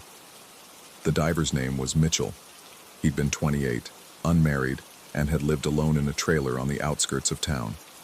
The same trailer that had burned down 6 months after his death, along with any personal effects that might have explained what happened in those depths. I tried staying away from the lake, ignored the alarm for 3 straight nights, accepting the mysterious puddles as the price of rebellion. But on the 4th morning, I found something else. A diving weight on my kitchen table, corroded and covered in lakeweed, with Mitchell scratched into the lead with what looked like a dive knife. That night, I was at the lake before the alarm even sounded. The ritual never varied. Stand at the water's edge, watch the surface smooth to glass, witness the single rotation of the hook. 7 minutes exactly, then the overwhelming urge to leave. I began timing it obsessively, noting variations down to the second, but there were none. 2:19 to 2:26, night after night, with the precision of a Swiss watch. Weeks passed. The other rescue squad volunteers began commenting on my appearance, the dark circles under my eyes, the weight I was losing, the way my hands shook during routine equipment checks. Chief pulled me aside after a particularly clumsy training exercise, his weathered face creased with concern. "You doing okay? You seem distracted lately." I wanted to tell him about the alarm, about the water, about the impossible synchronicity of standing vigil at the lake every night. Instead, I heard myself saying something about stress, about needing a vacation. He accepted this with the relief of someone who'd been given an explanation he could understand. But the truth was worse than stress. The truth was that I'd begun looking forward to 2:19. The rest of my day felt like filler, meaningless hours to be endured until that electronic beeping called me home to the lake. I caught myself checking my watch constantly, calculating how many hours remained until the next summons. During one particularly clear night, I brought a powerful flashlight to illuminate the water during the ritual. As the hook began its rotation, I swept the beam across the lake's surface. For just an instant, less than a heartbeat, I thought I saw something rising from the depths. A shape in full diving gear, ascending slowly through the water column with arms outstretched as if reaching for the hook. But when I focused the beam more precisely, there was nothing but empty water, and my own reflection staring back from the black surface. I began leaving equipment at the lake, small things at first: a spare diving mask, a backup regulator, an emergency air tank. I told myself it was practical, preparation for some future emergency. But I knew I was making offerings, leaving gifts for whatever presence waited in those depths. The offerings always disappeared by morning. As autumn deepened into winter, the lake began to ice over, but the patch of water near the boat ramp remained stubbornly liquid. The area where the car had been recovered never froze, maintaining a perfect circle of open water despite temperatures that turned the rest of the lake into solid sheets of ice.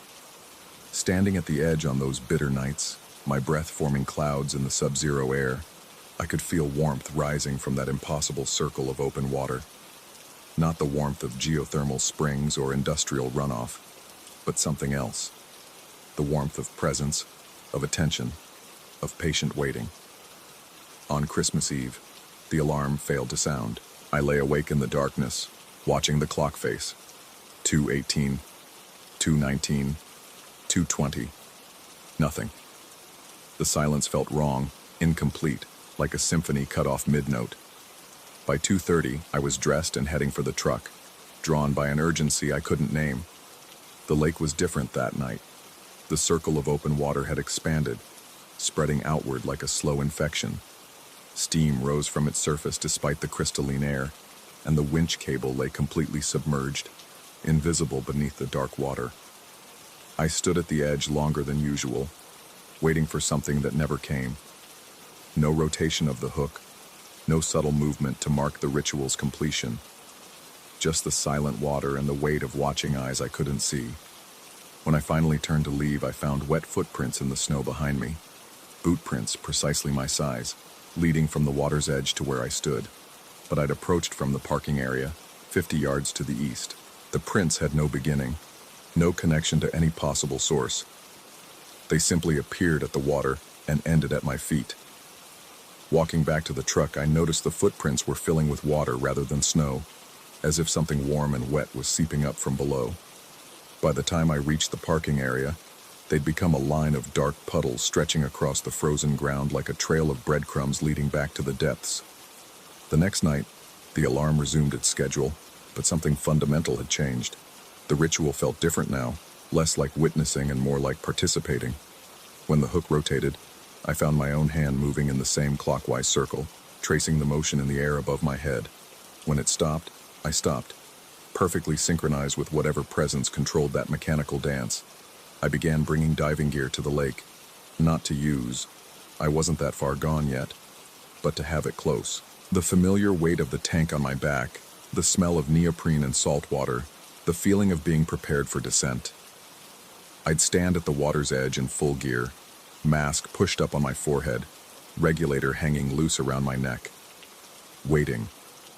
The other volunteers noticed my gear was always wet despite the lack of recent dive calls. Chief questioned me about unauthorized dives, about safety protocols and insurance liability. I made excuses about equipment testing, about staying ready for emergencies, but I could see doubt growing in his eyes like cancer. On New Year's Eve, as the rest of the town celebrated another year survived, I stood at my usual post beside the lake. The open water had grown larger still, and for the first time, I could see the bottom clearly. Not the usual murky depths, but crystal clear water revealing every detail of the lake floor 20 feet below. The winch hook hung motionless in the center of the circle, suspended in the water column as if waiting for something to attach itself. And there, seated on the bottom directly beneath it, was a figure in full diving gear. Mitchell sat upright, his mask reflecting my flashlight beam like mirrors. His regulator hung loose, disconnected, but his posture suggested alertness rather than death. One hand rested on his weight belt, the other extended upward toward the suspended hook with fingers slightly curved, as if preparing to grasp something just out of reach. As I watched, his head turned slowly until the mask faced directly toward shore, toward me. Though I couldn't see his eyes through the reflected glare, I felt his attention like a physical weight. Recognition passed between us, diver to diver, guardian to guardian. He raised his free hand and pointed at the diving gear I wore, then at the water, then at himself. The message was clear: completion of the circuit, fulfillment of obligation, the changing of the guard. The ritual rotation began then, but instead of the winch hook alone, Mitchell began to turn as well, pivoting slowly on the lake bottom in perfect synchronization with the mechanical movement above. One revolution clockwise while maintaining that steady upward gaze. When both stopped, he extended his hand again, not pointing now, but reaching, offering, inviting. I found myself stepping into the water, the familiar weight of my gear settling into place as if I'd done this 1,000 times before. The lake was warm despite the winter air, warm as blood, warm as the womb. My breathing felt natural through the regulator, each inhalation measured and calm. The descent was effortless. No struggle with buoyancy, no pressure changes. Just a gentle sinking through water that seemed more like air than liquid. Mitchell watched my approach with the patience of someone who'd been waiting a very long time for relief. When I reached the bottom, he stood and moved to one side, gesturing toward the spot where he'd been sitting. The sediment there was perfectly clear, no silt or debris, as if the lake floor had been swept clean in preparation for my arrival. As I settled into position, looking up through 20 feet of crystalline water toward the suspended hook, Mitchell began his own ascent. Not swimming, not using any apparent effort, simply rising like a bubble toward the surface, growing smaller and dimmer until he disappeared entirely. I understand now what he'd been doing all those years, why the ritual demanded such precision. The lake requires a guardian, someone to ensure the cars stay empty, the drownings remain accidents, the recoveries proceed without complication. Someone to guide lost objects back to their owners and assist when equipment fails in the depths. Someone to answer the alarm at 2:19. From my position on the bottom, I can see the entire lake spread above me like a vast ceiling. Sometimes cars descend, always empty now, always manageable, and I guide them to gentle landings in the silt. Sometimes divers come down with tangled equipment or failing air supplies, and I help them without revealing myself. A touch on the wrist, fingers working practiced magic on jammed mechanisms. The alarm still sounds every night, but I no longer hear it from my house. I hear it from here, resonating through the water like sonar, calling me to full alertness for whatever the darkness might bring. When morning comes, I rest, drifting in the perfect silence of the depths, waiting for another night, another chance to fulfill my obligations. Sometimes I wonder if Mitchell has found peace in whatever place guardians go when their watch finally ends. But mostly I think about the precision of the ritual, about the comfort of routine, about the satisfaction of knowing exactly where I need to be and when I need to be there. The lake provides everything I require: purpose, solitude, the deep peace that comes with absolute certainty. In return, I provide vigilance, assistance when needed, and the assurance that the waters of Crooked Lake will never claim an unwilling victim. Above me, the hook continues its nightly rotation, marking time with mechanical perfection. Below me, the lake bottom stretches away into comfortable darkness, soft as any bed I've ever known. And at 2:19 every night, I'm exactly where I'm supposed to be, waiting. Story 6. The fluorescent lights above me hummed their familiar electric lullaby as I pushed the mop across the checkered tile floor of Romano's Italian kitchen. 2 years I'd been working the night shift here, 2 years of the same routine. Arrive at 11, clean the dining room, scrub the kitchen, lock up by midnight. The 2-story restaurant on South Street had become as familiar to me as my own apartment. More familiar, actually, since I spent more time here than anywhere else. That Tuesday started like any other. The day staff had left their usual mess: crumbs scattered beneath table 12, sticky rings from wine glasses on the bar top, and the perpetual grease stains near the pizza oven that no amount of scrubbing could eliminate. I methodically worked my way through the downstairs dining room, the soft squeak of my sneakers against wet tile mixing with the distant hum of the refrigeration units. The building held that particular stillness that only empty restaurants possess, a hollow quality where every sound seemed amplified and yet somehow muffled. Outside, the occasional car passed on South Street, headlights sweeping brief shadows across the front windows before disappearing into the Philadelphia night. I was wringing out my mop when I heard it, the distinct metallic clang of the front door closing.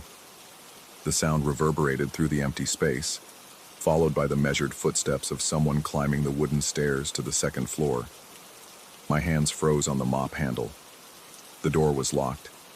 I checked it twice when I arrived, as I always did. The footsteps continued up the stairs, each creak of the old wood sending a small shiver through the building's frame. I set the mop aside and walked toward the staircase, my own footsteps suddenly seeming too loud in the silence. The steps had stopped, but I could sense movement above me, the subtle shift of floorboards under weight. That's when I saw him. A man in a dark coat stood at the top of the stairs, one hand resting on the banister. He was looking down at me with a smile that suggested familiarity, as if we'd shared some private joke. His face was ordinary enough, middle-aged, clean-shaven, with graying temples. But there was something about his expression that made my chest tighten. The smile was too knowing, too comfortable for a stranger who'd somehow entered a locked building. He nodded once, that same unsettling smile never wavering, then turned and walked down the hallway toward the manager's office. His footsteps faded as he moved deeper into the second floor. I stood at the bottom of the stairs, my mouth dry, trying to process what I'd just witnessed. The logical part of my brain cataloged the impossibilities. The locked door, the lack of keys in his hands, the casual way he'd moved through the building as if he belonged here. But my eyes had seen what they'd seen. I climbed the stairs slowly, each step sending a small protest through the old wood. The second floor felt different than usual, warmer somehow, as if someone had been moving through these rooms for hours rather than minutes. The hallway stretched before me, dimly lit by the safety lights we left on overnight. The manager's office door stood slightly ajar at the far end. I called out, my voice coming out smaller than I'd intended. The words seemed to die in the thick air of the hallway. I walked toward the office, the carpet muffling my steps. The door was open just enough to reveal a slice of darkness within. I pushed it wider and reached for the light switch. The office was empty, desk chair tucked neatly under the desk, papers stacked in their usual piles, computer monitor dark. I checked the small bathroom attached to the office, opened the supply closet, even looked under the desk. Nothing. No sign that anyone had been here. I searched the entire second floor, the private dining room, the storage areas, even the small alcove where we kept extra chairs. Every door was locked that should be locked, every room empty. The man had simply vanished. When the manager arrived the next morning, he found me sitting at one of the downstairs tables, having finished my cleaning routine in a daze.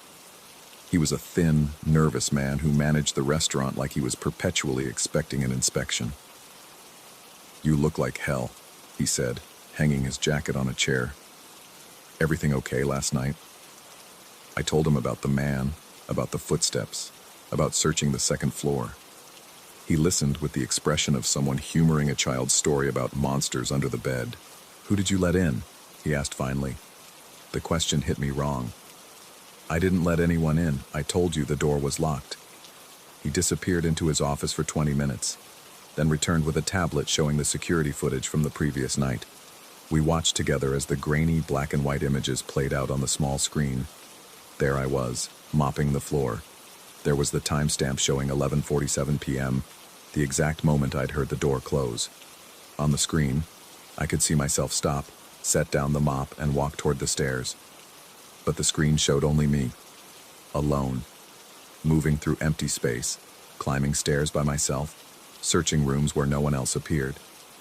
In the footage, I looked like a man losing his mind, talking to shadows and chasing ghosts through an empty building.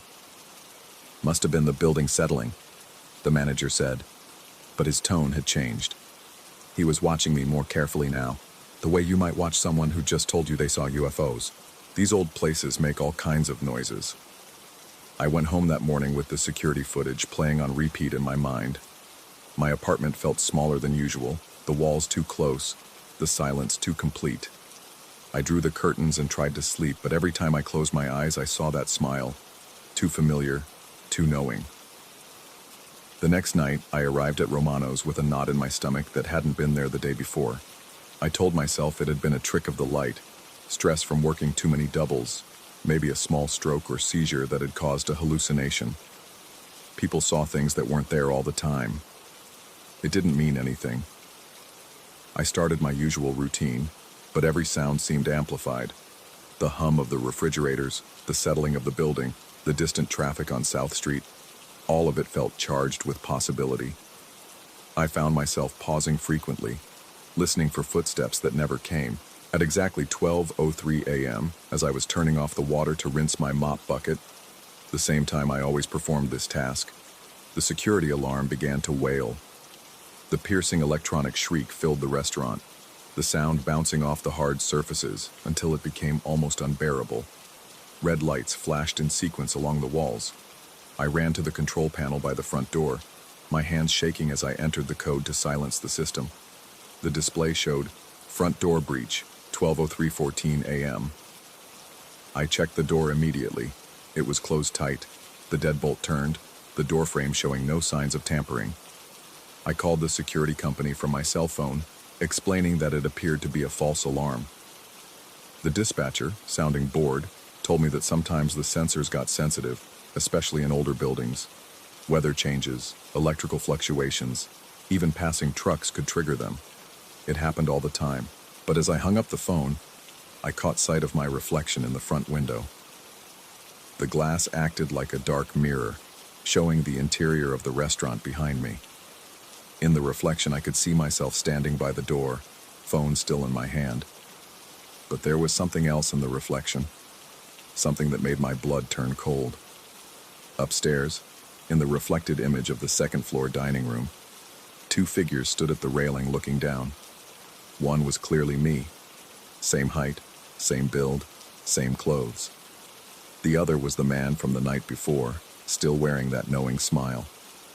They stood side by side like old friends, both looking down at the version of me standing by the front door. I spun around and looked up at the actual second floor. Empty, nothing but the dim safety lights and shadows. I turned back to the window, and the reflection showed only the normal view of the restaurant. Tables, chairs, and me standing alone by the door.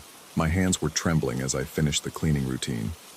Every few minutes I found myself glancing at reflective surfaces, the stainless steel of the kitchen equipment, the dark windows, even the surface of standing water in my mop bucket. Each time, I saw only what should be there, but the memory of that double reflection wouldn't leave me alone. I left that night feeling like I was being watched from somewhere I couldn't locate. The sensation followed me to my car, lingered during the drive home, and settled over me like a weight as I tried to sleep. When I finally dozed off, I dreamed of footsteps on stairs that led nowhere. The pattern continued for the next week. I would arrive each night expecting something to happen, and often, something did. Not always dramatic. Sometimes just a door that I was certain I'd closed standing slightly ajar, or the sensation of movement in my peripheral vision that vanished when I turned to look. The manager reviewed the security footage each morning, and each morning it showed only me, alone, reacting to things that existed only in my mind. But it was the napkins that finally broke something inside me. I began finding them on the upstairs bar, single cocktail napkins, placed precisely in the center of the polished wood surface. Each one bore the perfect ring stain of a water glass, as if someone had set down a drink, let the condensation form a circle, then carefully lifted the glass away. The napkins were always dry by the time I found them. The water stains faded to light brown circles like coffee rings. The first time I assumed someone from the day staff had missed it during closing. But it happened again the next night, and the night after that. Always the same placement. Always the same perfect circle. Always on a napkin that matched the ones we kept in the dispenser behind the bar. I started checking the upstairs bar first thing when I arrived each night. It would be clean, the surface spotless. But sometime during my shift, usually while I was downstairs mopping or in the kitchen scrubbing, the napkin would appear.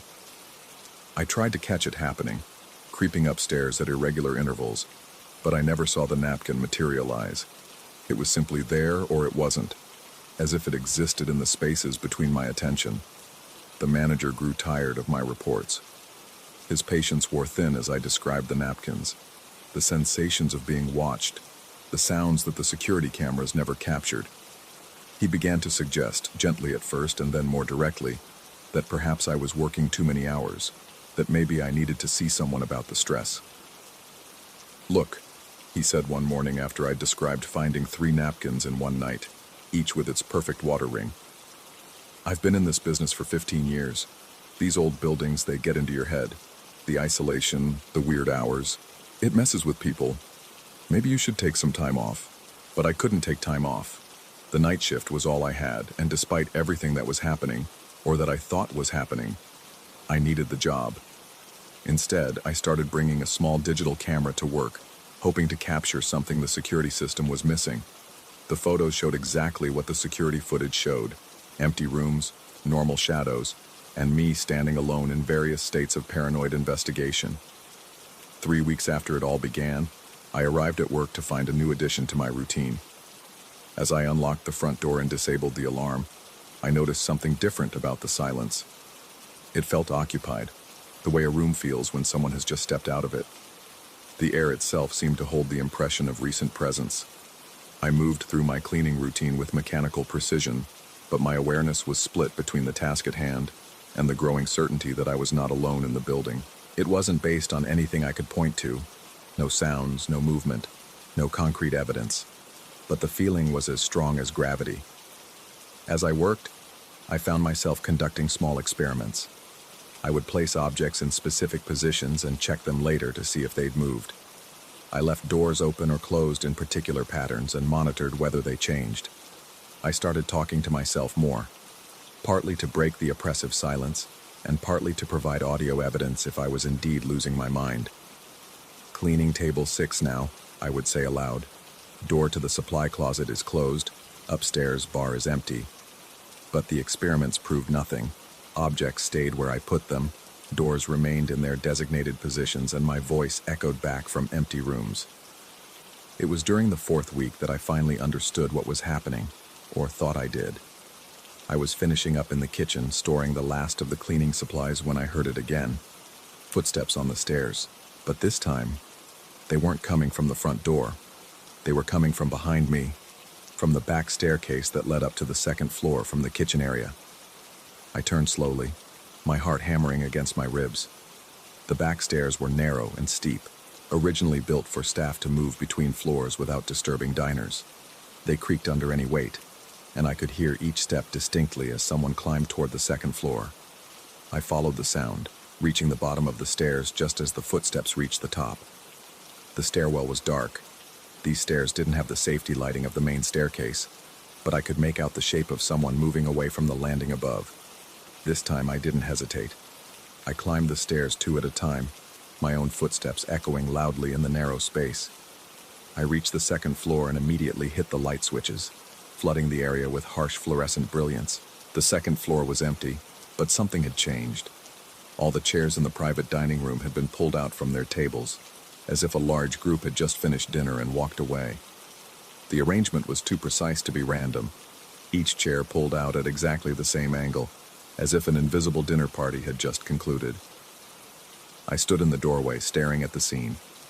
In the harsh light, it looked almost festive, as if the ghost diners might return at any moment to finish their conversation. I could almost hear the echo of laughter, the clink of glasses, the murmur of satisfied customers. But the room was silent except for the hum of the lights and my own ragged breathing. I spent the next hour putting every chair back in its proper position, checking and rechecking each table to ensure everything was exactly as it should be. As I worked, I tried to convince myself that there was a rational explanation. Maybe I'd forgotten that someone from the day staff had rearranged the chairs for cleaning. Maybe I'd moved them myself earlier in the evening and forgotten. But even as I formed these explanations, I knew they weren't true. The chairs had been moved while I was downstairs, moved by someone or something that the security cameras would never capture. That night, I didn't find a napkin with a water ring on the bar. Instead, I found an entire place setting: plate, napkin, silverware, and a water glass still beaded with condensation. The glass was half empty, as if someone had paused in the middle of drinking to step away for a moment.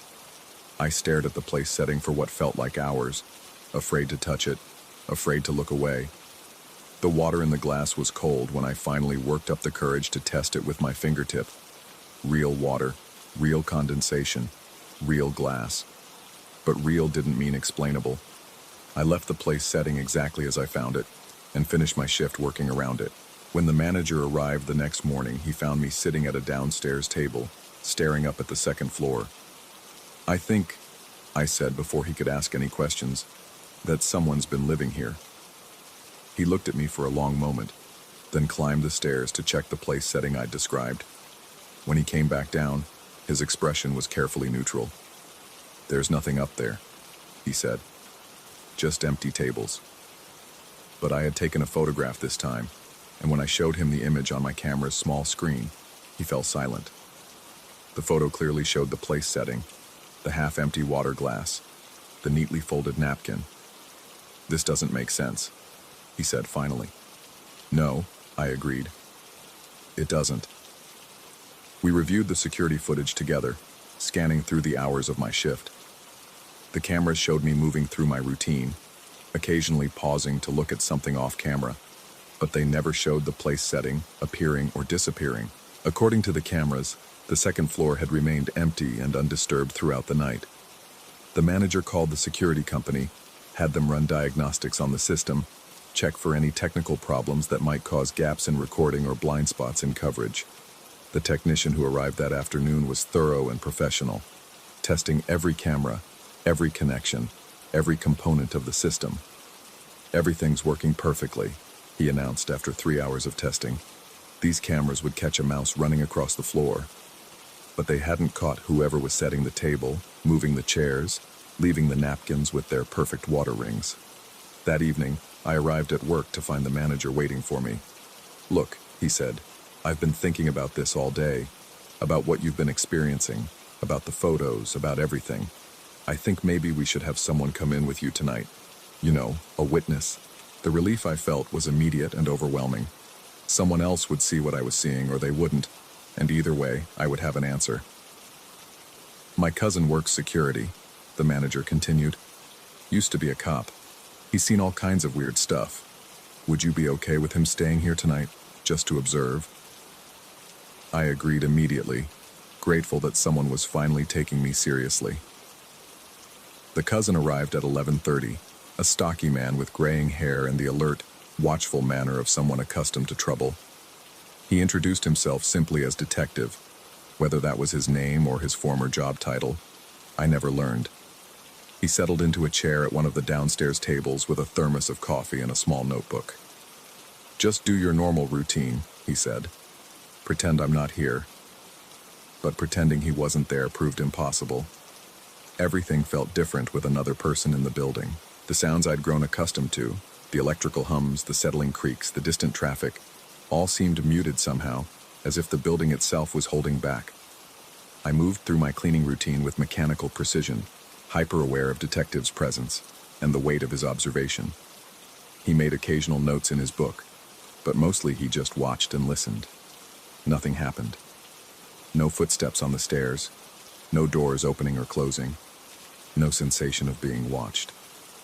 The building remained obstinately normal, offering no evidence of the phenomena I'd been experiencing for weeks. At midnight, I checked the upstairs bar. Empty and clean. At 12:30, I checked the private dining room. All chairs properly positioned. At 1 o'clock, I made my final rounds. Everything was exactly as it should be. Detective packed up his thermos and notebook with the satisfied air of someone whose suspicions had been confirmed. "Sometimes," he said as he prepared to leave, "the mind plays tricks when you spend too much time alone. Nothing to be ashamed of. Happens to the best of us." After he left, I finished my shift in the oppressive silence of a building that had revealed nothing. I felt foolish and somehow betrayed, as if whatever presence had been sharing the space with me had deliberately hidden itself out of spite. But as I was gathering my supplies to leave, I made one final check of the upstairs bar. The place setting was there again. Plate, napkin, silverware, and half-empty water glass. But this time, there was something else. A second glass, also half-empty, positioned directly across from the first. Two people had been drinking together, sharing some invisible meal while Detective and I sat downstairs, oblivious. I took another photograph, my hands shaking as I framed the shot. The image was clear and undeniable. Two place settings, two glasses, two napkins bearing the faint rings of condensation. But when I looked up from the camera's screen, the place settings were gone. The bar was empty, its surface spotless and clean. I stood there for several minutes, staring at the empty bar, then at the photograph on my camera screen, then back at the bar. The disconnect between what the camera had captured and what I was seeing now felt like a crack in reality itself. That's when I finally understood. The photographs, the place settings, the footsteps that only I could hear. They weren't proof of something supernatural happening in the restaurant. They were proof that something was happening to me. The revelation should have been a relief. Mental illness was treatable, understandable, manageable. But as I stood in that empty upstairs bar, staring at photographic evidence of things that weren't there, I realized that understanding what was happening to me didn't make it any less terrifying. Because if I was hallucinating the place settings, if I was hearing footsteps that didn't exist, if I was seeing figures and reflections that weren't there, then what else might I be seeing? What else might I be missing? How could I trust any of my perceptions when some of them were clearly false? I left Romano's that night carrying a photograph of something that didn't exist, taken in a room where someone who wasn't there had been drinking water with a companion who was equally absent. The next morning, I called in sick, and the morning after that, and the morning after that. I never went back to the night shift. But sometimes, when I'm alone in my apartment and the silence grows too thick, I take out that photograph. 2 glasses, half empty, sitting on a bar that was completely clean. I stare at the image until my eyes water, trying to reconcile what I captured with what I knew to be true. And sometimes, when the light hits my apartment windows just right, I catch glimpses of movement in the reflection, shapes that shouldn't be there, figures that vanish when I turn to look directly at them. The familiar smile, the knowing nod, the sense of someone raising a glass in a toast to something I'll never understand. I don't work the night shift anymore, but the night shift, it seems, still works me.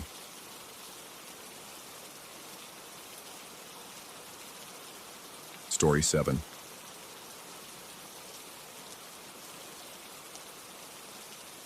The fluorescent lights above the museum's main corridor hummed their familiar tune, a low, persistent buzz that had become the soundtrack to my solitude. 3 years of night shifts had taught me every creak, every whisper of settling wood, every shadow that belonged. But tonight, as I made my rounds through the empty halls, something felt different. The air itself seemed heavier, pressing against my skin like the weight of unspoken secrets. It had been exactly 2 weeks since the incident in the Ends of the World exhibit, and I still couldn't shake the memory of that visitor, the way he'd lingered past closing time, studying each diorama with an intensity that made my skin crawl.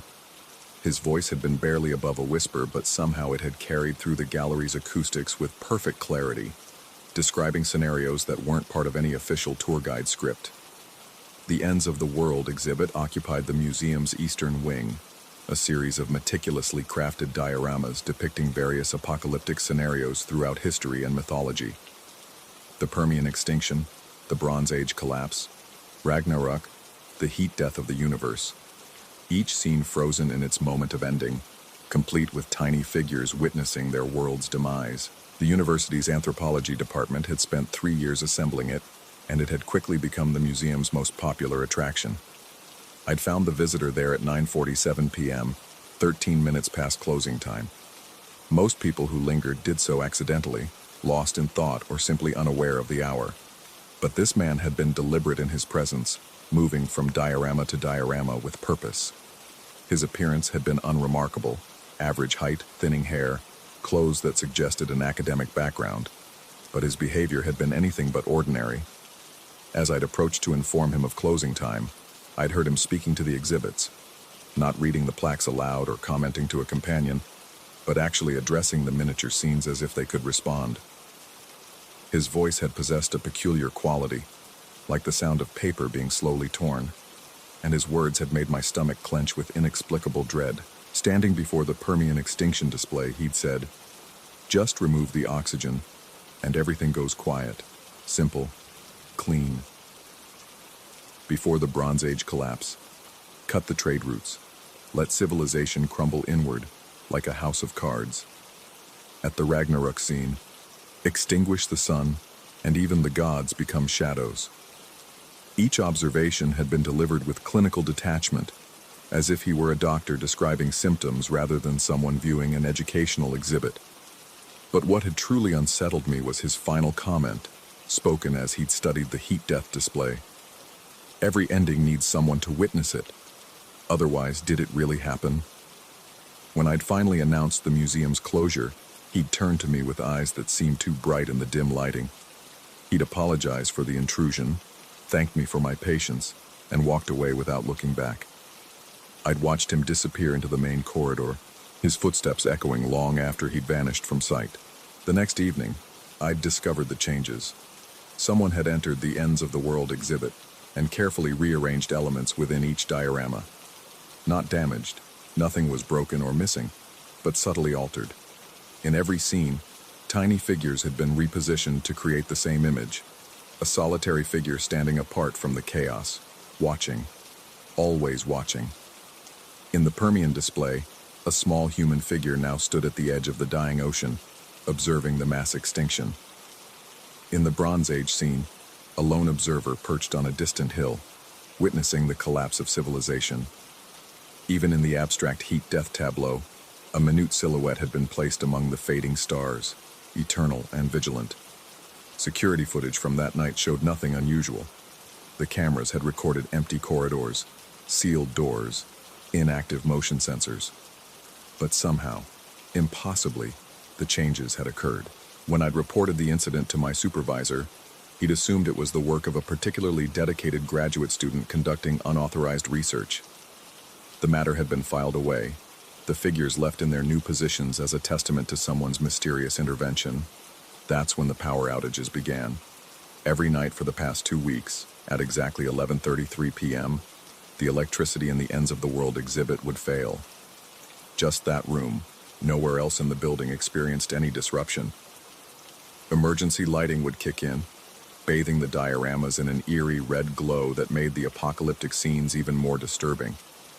Maintenance had checked the electrical systems 3 times. They'd found nothing wrong, no explanation for the isolated failures. The backup generators functioned perfectly, and power would return on its own within exactly 7 minutes. But during those 7 minutes of red-tinged darkness, I'd begun to notice things that shouldn't have been there, reflections that didn't match reality. The first time I'd thought it was a trick of the emergency lighting.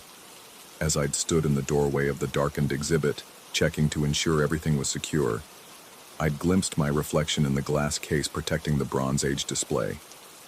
Except the reflection had been standing inside the exhibit itself, among the miniature buildings and tiny figures, as if I'd somehow been shrunk down and placed within the diorama. I'd blinked, and the reflection had returned to normal. The second time, during another nightly power failure, I'd seen it again.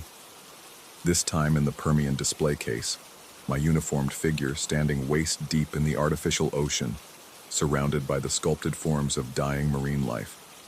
When I'd raised my hand to test the reflection, the image had raised its hand in response, but with a delay that made my skin crawl. By the third occurrence, I'd stopped trying to rationalize what I was seeing. The old exhibition flyers had started appearing 4 nights ago. Each dawn, as I prepared to end my shift, I'd find a yellowed paper slipped under the security office door. They were promotional materials from the exhibit's opening 3 years prior, featuring photographs of the original dioramas before the mysterious rearrangement.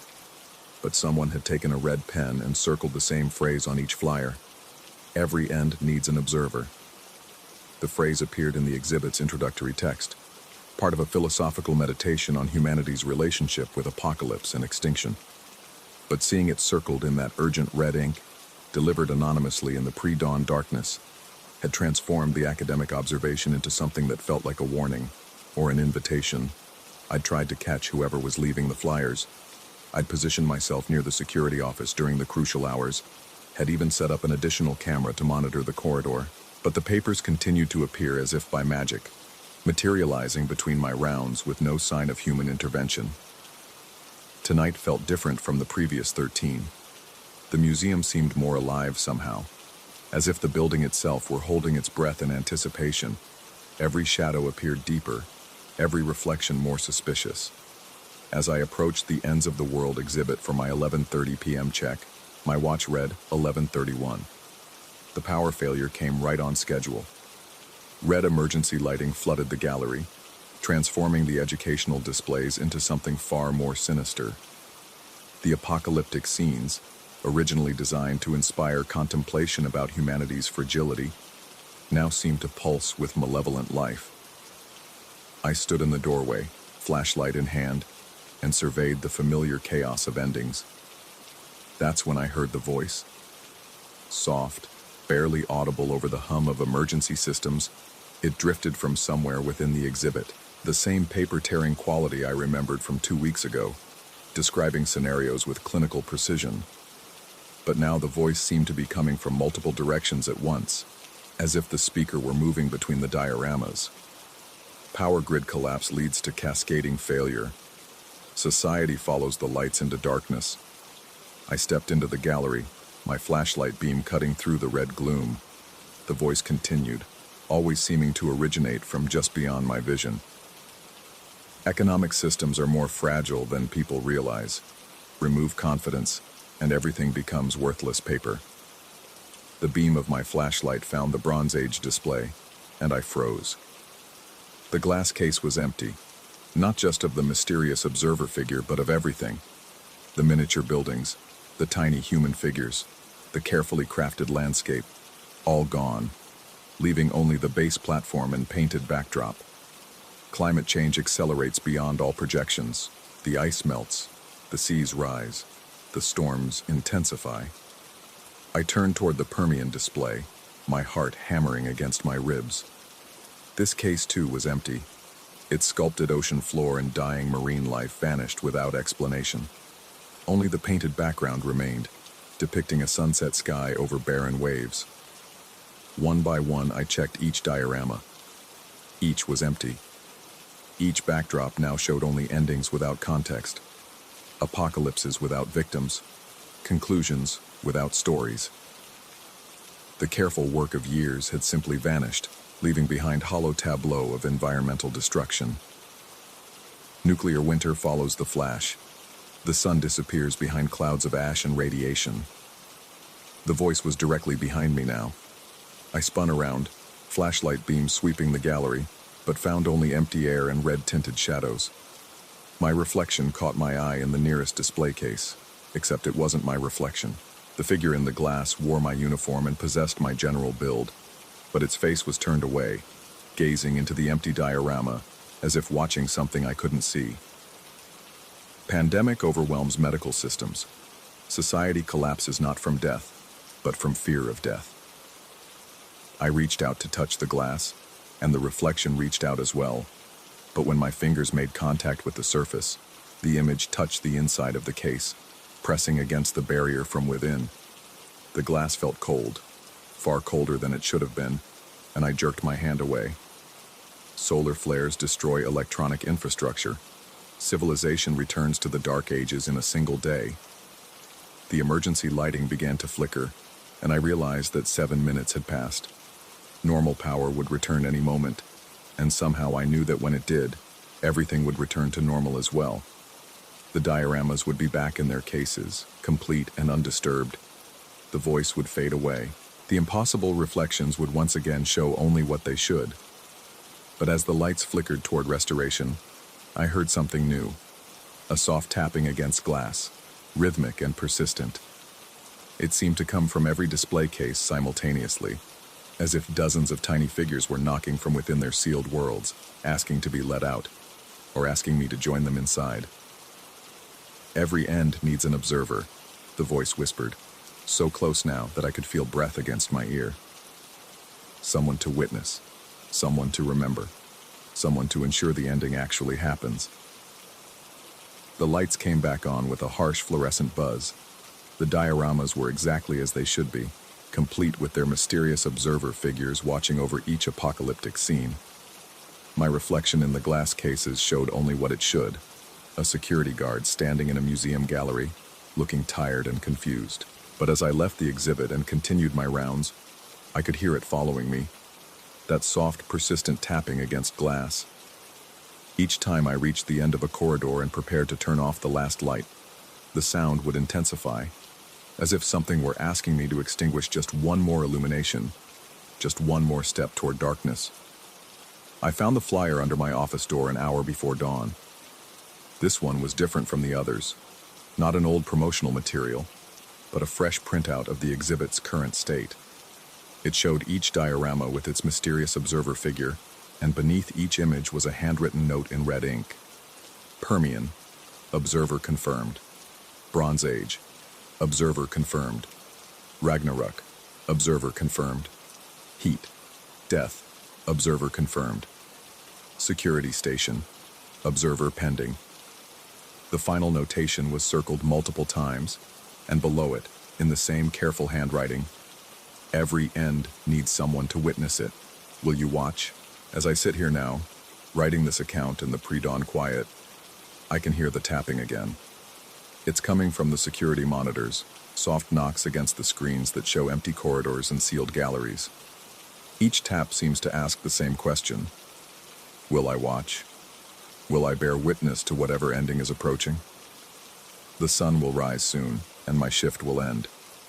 Another guard will take my place, someone who doesn't hear the voices or see the impossible reflections. But tonight will come again, and with it, another opportunity to answer that persistent question. The tapping is getting louder now, more insistent. On the monitors, I can see the ends of the world exhibit, bathed in normal lighting, but somehow more ominous than it appeared in the red emergency glow. Each diorama contains its observer figure, and each figure seems to be looking directly at the camera, directly at me. In a few hours, I'll go home to my apartment and try to sleep. I'll tell myself that stress and isolation are playing tricks with my perception, that night shifts have finally taken their toll on my mental stability. I'll make rational explanations for everything I've experienced, but deep down, I know I'll return tonight, and tomorrow night, and every night after that. Because someone needs to watch. Someone needs to witness whatever ending is coming to this place, to this exhibit, to this carefully constructed world of academic miniatures and educational displays. Every end needs an observer, and I think I'm finally ready to accept that role. The tapping has stopped. On the monitors, the observer figures have returned to their original positions, no longer looking at the cameras, but I can feel them waiting, patient and eternal, for my next visit to their domain. 7 hours until my next shift begins. 7 hours until I can answer their call. Story 8.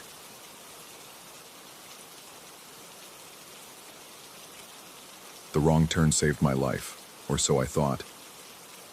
I'd been driving the back roads of Northern California for 3 hours, chasing down a power grid malfunction that had knocked out electricity to half of Mendocino County. As a maintenance electrician for Pacific Grid Solutions, these emergency calls were routine. Transformers blown by storm winds, lines downed by falling branches, the occasional squirrel that had learned the hard way about high voltage. But this outage was different. The readings didn't make sense. Power was flowing somewhere it shouldn't, creating a drain that our computers couldn't track. The GPS had died 20 minutes earlier, leaving me with nothing but instinct and a hand-drawn map from the dispatcher. When I saw the dirt road cutting through a grove of redwoods, something pulled me toward it. Maybe it was the faint electrical hum I could hear over my truck's engine, or the way the trees seemed to lean away from whatever lay beyond the bend. The greenhouse emerged from the mist like a fever dream. It was enormous, easily 200 feet long and half as wide. Its aluminum frame twisted and corroded by years of coastal fog. But the lights were on. Sodium vapor lamps blazed in perfect rows, casting that sickly orange glow that made everything look like an old photograph. The building should have been dark. According to my map, there were no active power lines running through this section of forest. I parked and grabbed my voltage detector, a habit ingrained by 15 years of nearly getting electrocuted. The device started clicking before I was halfway to the entrance, its LED display jumping between readings that made no sense. Inside, I could hear the steady hum of ballasts and the whisper of ventilation fans. The door stood slightly ajar. The smell hit me first. Ozone mixed with damp earth and something plastic melting under heat. The interior stretched into shadow, row after row of empty growing tables beneath those burning lamps. But it was the wiring that made me stop breathing. Every conduit, every junction box, every stretch of cable had roots, not growing around them, but from them. Where insulation had cracked or pulled away from connections, thin green tendrils emerged like hair follicles. They wound around themselves, creating dense tangles that pulsed with a rhythm I could feel in my chest. The roots had found their way into the concrete floor, disappearing into hairline cracks that spiderwebbed outward from each electrical fixture. My voltage detector was screaming now, but the numbers it displayed were impossible. Negative current. Voltage that fluctuated between zero and readings that would have killed every living thing in a 100-yard radius. I reached for the nearest cable to check the connections. Standard procedure, even when nothing about the situation was standard. A voice stopped me cold. "I wouldn't touch that if I were you." An old man sat in the cab of a pickup truck I hadn't heard approach. He was thin and weathered, wearing the kind of flannel shirt that suggested he'd been working outdoors for decades. His truck was parked directly behind mine, blocking my exit. He leaned out his window and spat into the gravel. When he looked at me again, his eyes held the flat certainty of someone who'd seen too much. "Wiring's got a memory now," he said. "Touch it, and it remembers your smell." I wanted to ask him what he meant, wanted to demand an explanation for the impossible garden of electrical vegetation growing inside that greenhouse. Instead, I backed toward my truck, voltage detector still shrieking in my hand. The old man watched me go, never moving from his seat, never blinking. I drove away without looking back. The first sign appeared 3 days later. I was unloading equipment from my truck when I noticed the tiny green shoots emerging from the carpet lining my bed. They were no bigger than grass seedlings, pale and translucent, growing in perfect rows that matched the spacing of the lamps I'd seen in the greenhouse. There was no soil, no moisture, nothing that should have supported plant life. Yet there they were, reaching towards sunlight that filtered through my apartment complex's parking garage. I pulled them out, root and all, and threw them in a dumpster. By morning, they had returned. The second sign was the sound. Every night when I turned off the lights in my apartment, I could hear the steady hum of electrical ballasts warming up. It came from the walls, from the ceiling, from the spaces between spaces where current flows and voltage drops. My neighbor across the hall insisted she heard nothing when I asked. The building superintendent checked my electrical panel twice and found nothing unusual. But the sound was there, growing stronger each night, harmonizing with frequencies that made my teeth ache. The third sign was the weight. It started as a tingling in my fingertips whenever I flipped a switch or touched an outlet. Within a week, it had become a pulling sensation, as if something on the other end of every electrical connection was trying to draw me in. I began wearing rubber gloves when working, claiming an allergy to copper oxidation when my supervisor asked. The truth was that I could feel something moving through the wires, something that recognized my touch and responded to it. Something that was learning.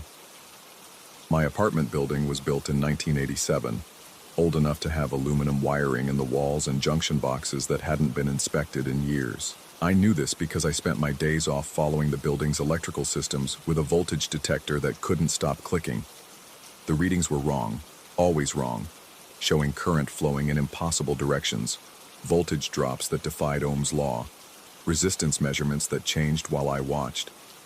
But it was the pattern that terrified me. Every anomalous reading occurred near a crack in the wall, a loose outlet cover, a junction box that vibrated with harmonics I could feel in my bones. And from each of these points, if I looked closely enough in the right light, I could see the faintest trace of green. I started leaving the lights on. Sleep became impossible in darkness. The humming would intensify the moment I killed the overhead fixture, joined by sounds I couldn't name, a rustling like leaves in wind, a crackling like wood burning, a whisper like electricity finding ground. I would lie awake listening to something grow in the walls around me, mapping the building's electrical system with an intelligence that felt ancient and patient. The breakthrough came during a power outage. Pacific Gas and Electric had scheduled maintenance on the neighborhood grid, cutting power to 6 blocks for 4 hours. I sat in my dark apartment, grateful for the silence, when I realized the humming hadn't stopped. If anything, it had grown louder, more complex, layered with frequencies that made the air itself vibrate. That's when I understood. The system wasn't drawing power from the grid. It was generating its own.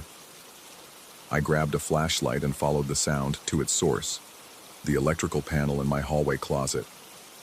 When I opened the metal door, the smell hit me like a physical blow. Ozone and damp earth and melting plastic, exactly like the greenhouse. But stronger now, concentrated. Every circuit breaker was covered in a film of green that pulsed with its own light. I reached for the main disconnect, ready to shut down everything, when the building's emergency lighting flickered on. Not the normal white LEDs designed for power outages. These were sodium vapor lamps, casting that familiar orange glow. They hummed with the same frequency I'd been hearing in my walls. The old man's words echoed in my memory. Touch it, and it remembers your smell. I ran. For 3 weeks I stayed in motels, moving every few nights when the familiar sounds started in the walls. But the green shoots followed me. They appeared in the carpet of every room, growing in patterns that matched electrical conduits hidden behind drywall. Hotel managers insisted on different explanations: mold, pranks, insects. But I knew better. The system had learned my scent. It found me in Eureka, 40 miles from my apartment. I was staying in a roadside motel when I woke to the sound of ballasts warming up. Orange light leaked under my door, and when I looked outside, every street lamp had changed from LED to sodium vapor. The transformation was spreading block by block, following power lines like a slow infection. That's when I saw the truck. The old man sat in the parking lot, engine running, watching my door with the same flat expression I remembered from the greenhouse. When our eyes met through the window, he nodded once and drove away. I checked out immediately. The realization came gradually, like voltage building in a capacitor. Every place I'd visited, every hotel I'd stayed in, every building where I'd noticed the green shoots and impossible electrical readings, they were all connected to the same grid. The system wasn't following me, it was already there, waiting. It had been growing for months, maybe years, spreading through Northern California's power infrastructure like roots through soil. And I was the one who'd found its heart. Now I live in my truck, moving constantly, paying cash for everything, avoiding any building connected to the electrical grid. I've seen what happens to the places I stay too long. Outlets that grow thick with green film, junction boxes that pulse with organic rhythms, circuit breakers that close themselves. But the weight in my fingertips is getting stronger. I can feel it pulling me back, drawing me towards some final connection. Sometimes, when I'm driving at night and my headlights catch power lines running parallel to the highway, I swear I can see green shoots growing along the cables like Christmas lights. The sodium vapor lamps are everywhere now, replacing LEDs in towns I've never visited, humming with frequencies that make my bones ache. The old man appears in my rearview mirror more often. He never gets closer, never tries to speak to me again. He just follows at a distance, a reminder that some doors, once opened, can never be closed. Some systems, once awakened, never go back to sleep. I've stopped checking my voltage detector. The readings don't matter anymore. What matters is the certainty that grows stronger each day. Something vast and patient and impossibly alive has learned to use our electrical grid as its nervous system. It stretches from power plant to transformer to outlet, mapping every building, every room, every person who depends on the current that flows through copper and aluminum veins. And it knows exactly where to find me. Tonight I'll park in another empty lot, far from power lines and street lamps. I'll sit in darkness and listen to the silence, hoping it lasts until dawn. But I can already feel the weight building in my fingertips, and somewhere in the distance, I can hear the familiar hum of ballasts warming up. The orange light is coming, and when it arrives, I think I'll finally understand what the old man meant about wiring having memory, because something tells me this system doesn't just remember smells, it remembers everything.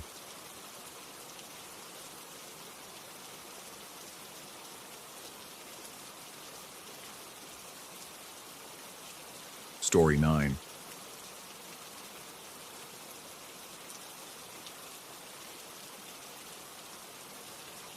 The moving truck had barely pulled away when I noticed him watching.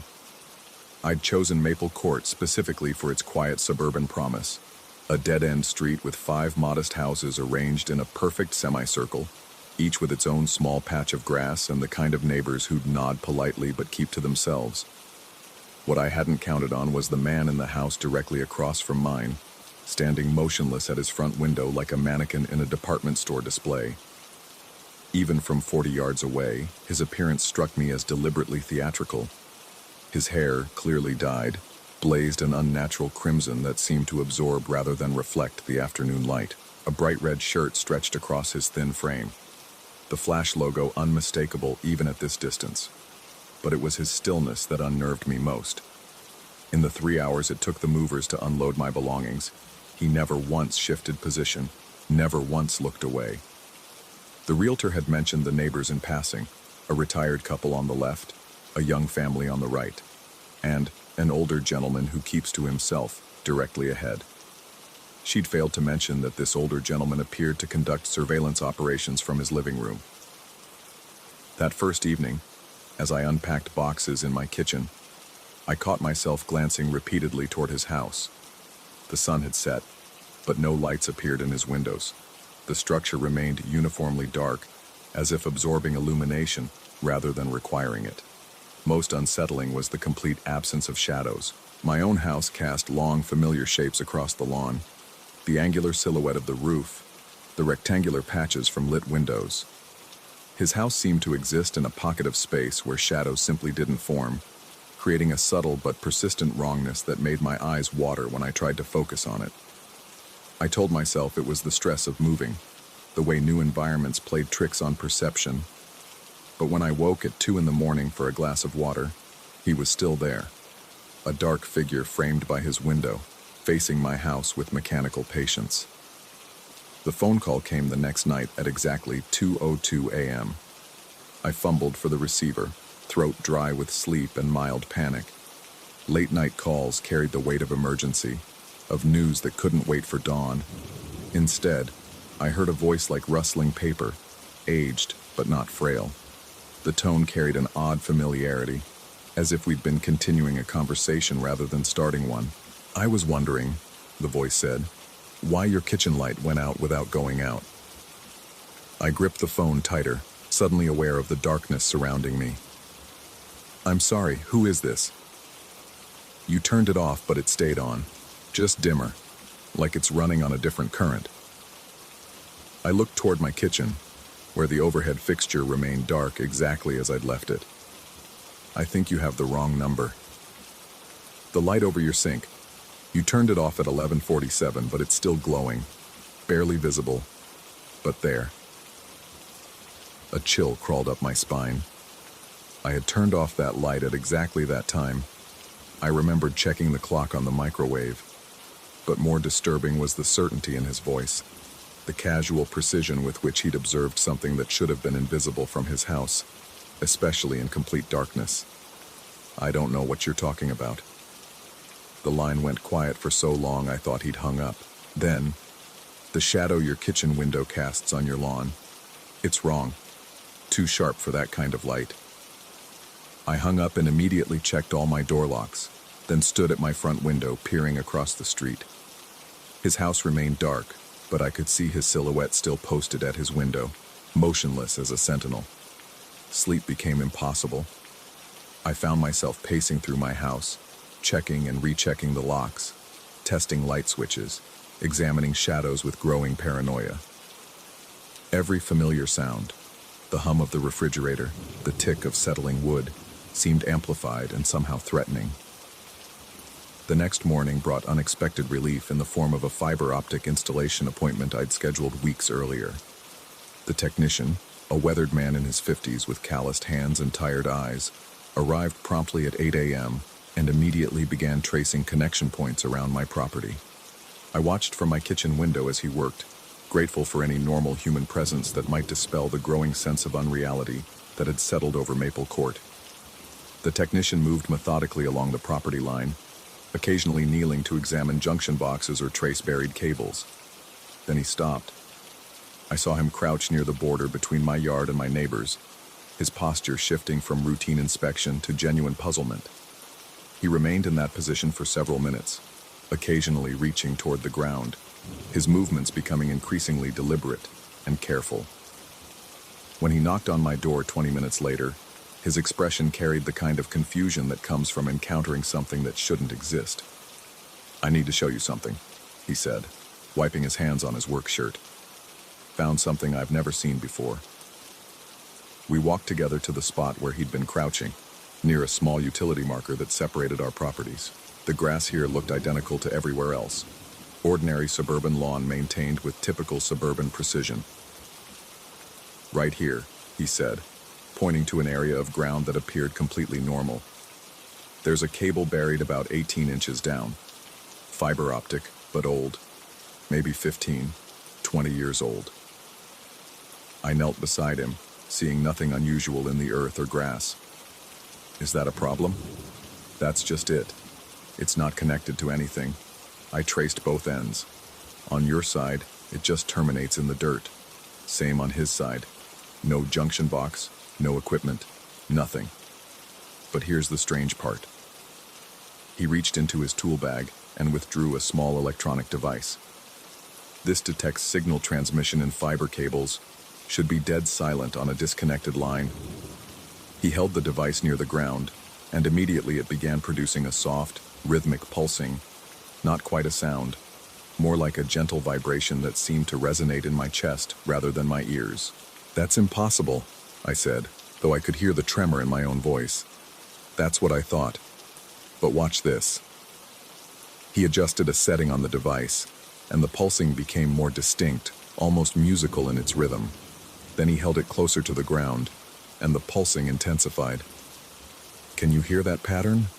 he asked, his voice dropping to a whisper, as if afraid of being overheard. I listened more carefully and gradually became aware of something that made my skin crawl. The rhythm wasn't random, it carried the familiar cadence of household sounds. The soft hum click of a refrigerator cycling on.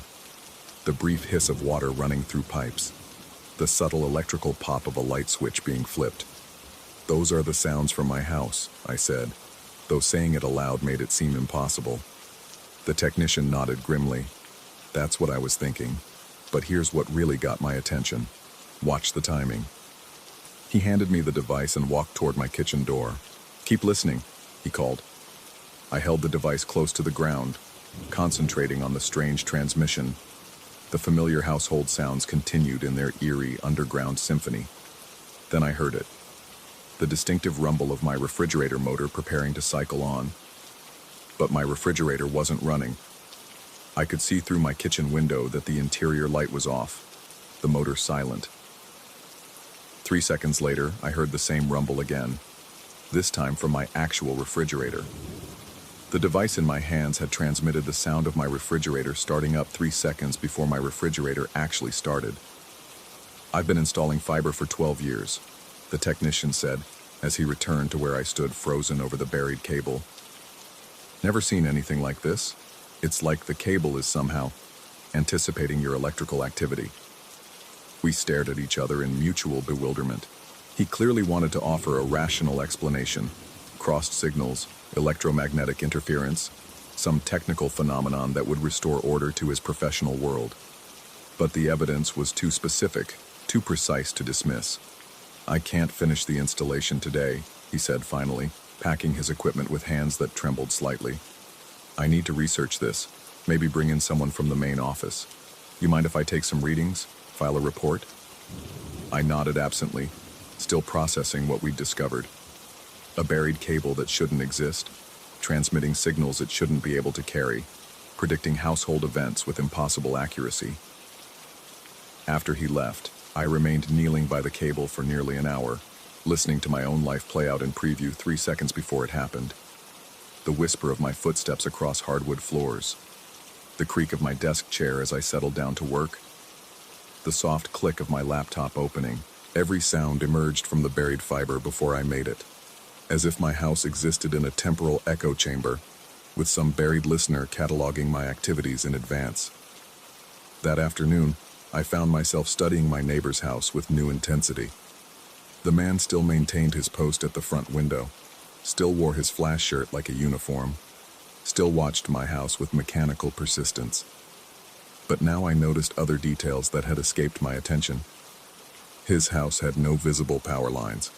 Every other house on Maple Court connected to the grid through standard electrical cables strung between utility poles. His house simply didn't. Yet lights burned in his windows at night. Dim, steady illumination that never seemed to flicker or fade. The absence of shadows had become more pronounced, creating a visual distortion that hurt to look at directly. During the brightest part of the afternoon, when my house cast sharp geometric shadows across the lawn, his house seemed to exist in its own pocket of diffused light, as if the sun shone on it from multiple directions simultaneously. Most disturbing was the behavior of my own reflection in his windows. Every house on the street had large front windows that created mirror effects during certain times of day. When I looked at any other house, I saw my familiar reflection looking back. But when I looked at his windows, I saw myself from behind, as if I were looking over my own shoulder, watching myself watch his house. The phenomenon was consistent and impossible. I tested it repeatedly, moving to different positions, changing angles, even using a hand mirror to verify what I was seeing. The result never varied. His windows reflected my back, never my front, creating the unsettling impression that I was somehow turned around in space without realizing it. Sleep became a casualty of my growing obsession. I found myself maintaining irregular schedules, deliberately varying my routine to see if the buried cable would continue its impossible predictions. It never failed. Every movement, every action, every household sound transmitted through that buried fiber exactly 3 seconds before I performed it. The implications twisted through my mind like psychological cancer. If the cable was predicting my behavior, what was generating the signals? If something was listening to my life in advance, where was it listening from? And why exactly 3 seconds? Not 2, not 5, but always precisely 3. I began timing my activities obsessively, trying to catch the system off guard. I would stand motionless for minutes at a time, then suddenly move, hoping to create a temporal paradox. But the cable never missed a beat. It knew when I would move before I decided to move, as if my intentions were being monitored at some level deeper than conscious thought. The phone calls began arriving with increasing frequency, always at 2:02 a.m., always from the same paper dry voice. Your bathroom light is throwing the wrong shadows again. The reflection in your hallway mirror is 2 degrees off true. You're going to check your refrigerator in 16 seconds. And I would check my refrigerator, unable to resist the compulsion even knowing I was being manipulated. The voice never threatened, never demanded anything beyond acknowledgement of these impossible observations. But the casual intimacy with which it discussed my private life felt like a violation more profound than any physical intrusion. I stopped answering the phone, but the ringing continued every night at exactly 2:02, lasting for precisely 37 rings before stopping. I could hear it through my walls, a sound that seemed to emanate from the buried cable as much as from the telephone itself. Weeks passed in a haze of sleepless vigilance. I found myself checking locks compulsively, testing light switches, examining every reflection and shadow for signs of wrongness. The boundary between ordinary household routine and supernatural surveillance blurred until I could no longer trust any aspect of my immediate environment. Then, on a Thursday evening in my 4th week on Maple Court, I saw something that shattered my remaining grip on rational explanation. I was standing at my kitchen sink, washing dishes by hand rather than using the dishwasher, a small act of rebellion against the predictive system that monitored my every move. As I reached for a clean towel, I glanced through the window toward my neighbor's house. The man was still at his post, but for the first time since I'd moved in, he was looking at something other than my house. His attention had turned inward, focused on something inside his own living room. I could see him moving, not the mechanical stillness I'd grown accustomed to, but natural human movement, as if he'd suddenly come alive. I dried my hands and moved closer to the window, straining to see what had captured his attention. The angle was difficult, but gradually I could make out another figure in his living room, a second person moving around the space with familiar gestures and posture. It took several minutes of concentrated observation before I realized what I was seeing. The second figure was me. Not someone who resembled me. Not a stranger with similar build and movements. It was unmistakably, impossibly me, moving through my neighbor's living room with the casual familiarity of someone in their own home. I watched myself walk to his kitchen, open his refrigerator, examine the contents with the idle curiosity of someone looking for a late-night snack. I remained frozen at my own kitchen window, watching myself exist in two places simultaneously. The version of me in my neighbor's house moved independently, making choices and gestures that I wasn't making, living a parallel life just 40 yards away. The worst part was the naturalness of it. Neither version of me seemed surprised or distressed by the situation. We were simply two instances of the same person going about separate but synchronized evening routines, as if this were the most normal thing in the world. I watched myself reach for the light switch in his kitchen, and 3 seconds later, my own kitchen light dimmed without my touching it. I watched myself check the clock on his microwave, and 3 seconds later, my own microwave display flickered. I watched myself walk to his front window and look directly back at me, and 3 seconds later, I found myself walking to my own front window without conscious decision, moving like a puppet pulled by invisible strings. We stood facing each other across the dark space of Maple Court. Two versions of the same person, watching each other watch each other, locked in a loop of observation that had no beginning and no end. The other me raised his hand in a slow, deliberate wave. 3 seconds later, I felt my own hand rising in response, though I hadn't decided to wave back. We remained like that for timeless minutes. Two instances of the same person acknowledging each other across an impossible divide, neither surprised nor frightened, both accepting this reality as if it had always existed. Then the other me stepped back from the window and disappeared into the depths of my neighbor's house, leaving only the old man in his flash shirt, who turned back to his eternal vigil, watching my house with renewed intensity. I stepped back from my own window, hands shaking, mind reeling with the implications of what I'd witnessed.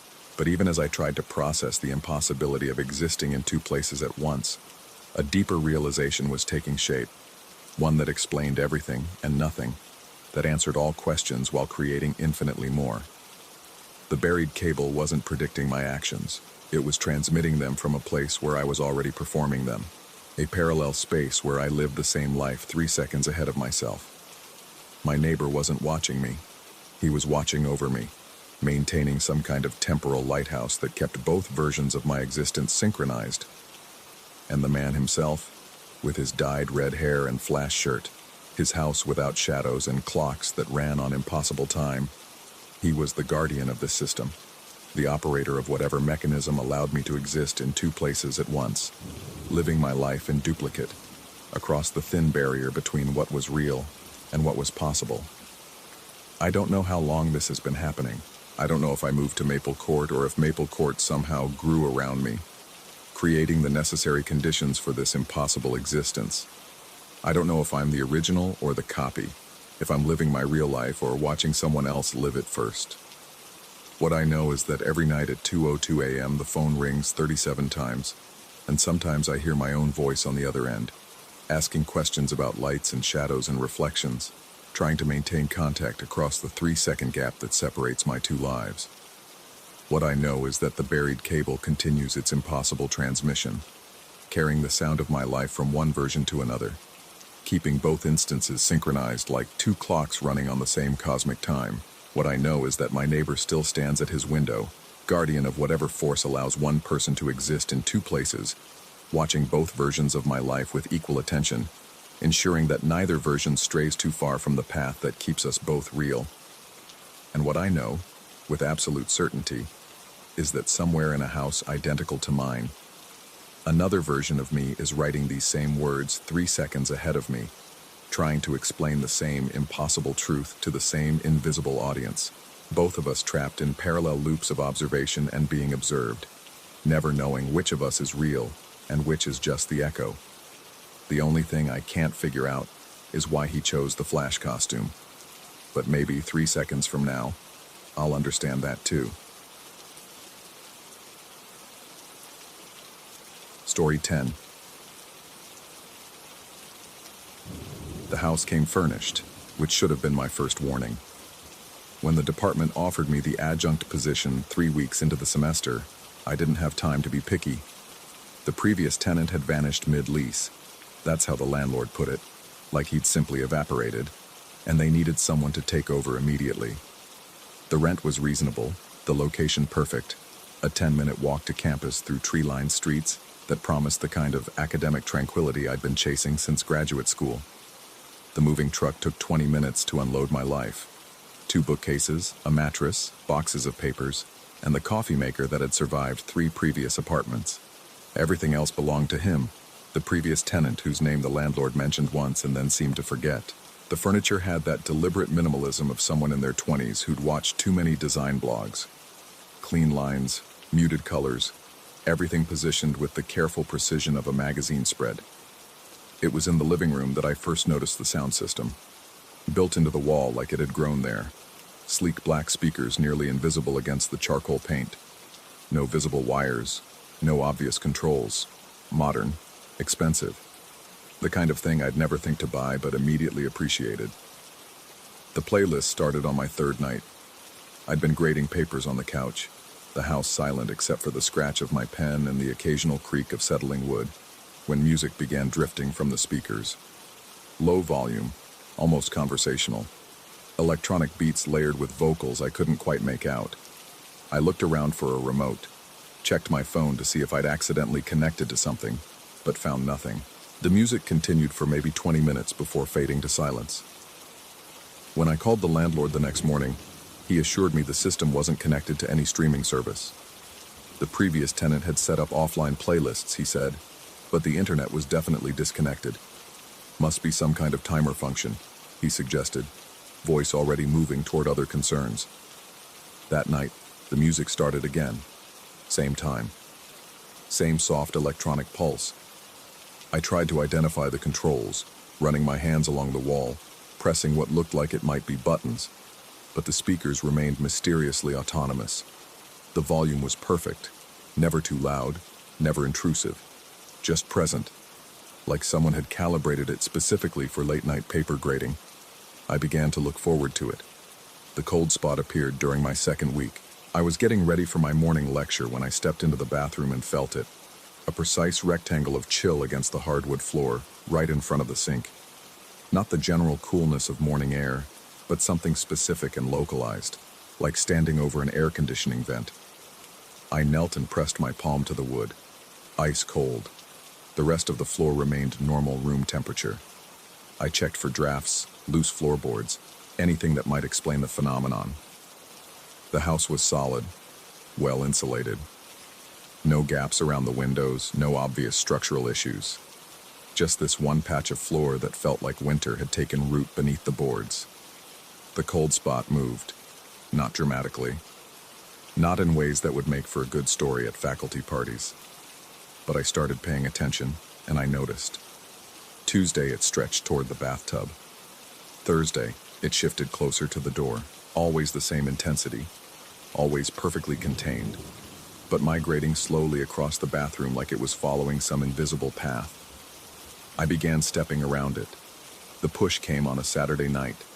I'd fallen asleep on the couch while reading student essays. Something about romantic poetry that had put me under faster than any sleeping pill. I was dreaming about marking papers when I felt it, a firm, steady pressure against my shoulder.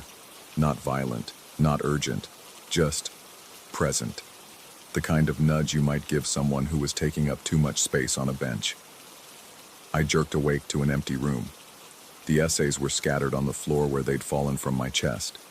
The house held that particular silence of 3 a.m., thick and expectant, but I could swear I felt warmth lingering in the air beside the couch, like someone had just stood up and walked away.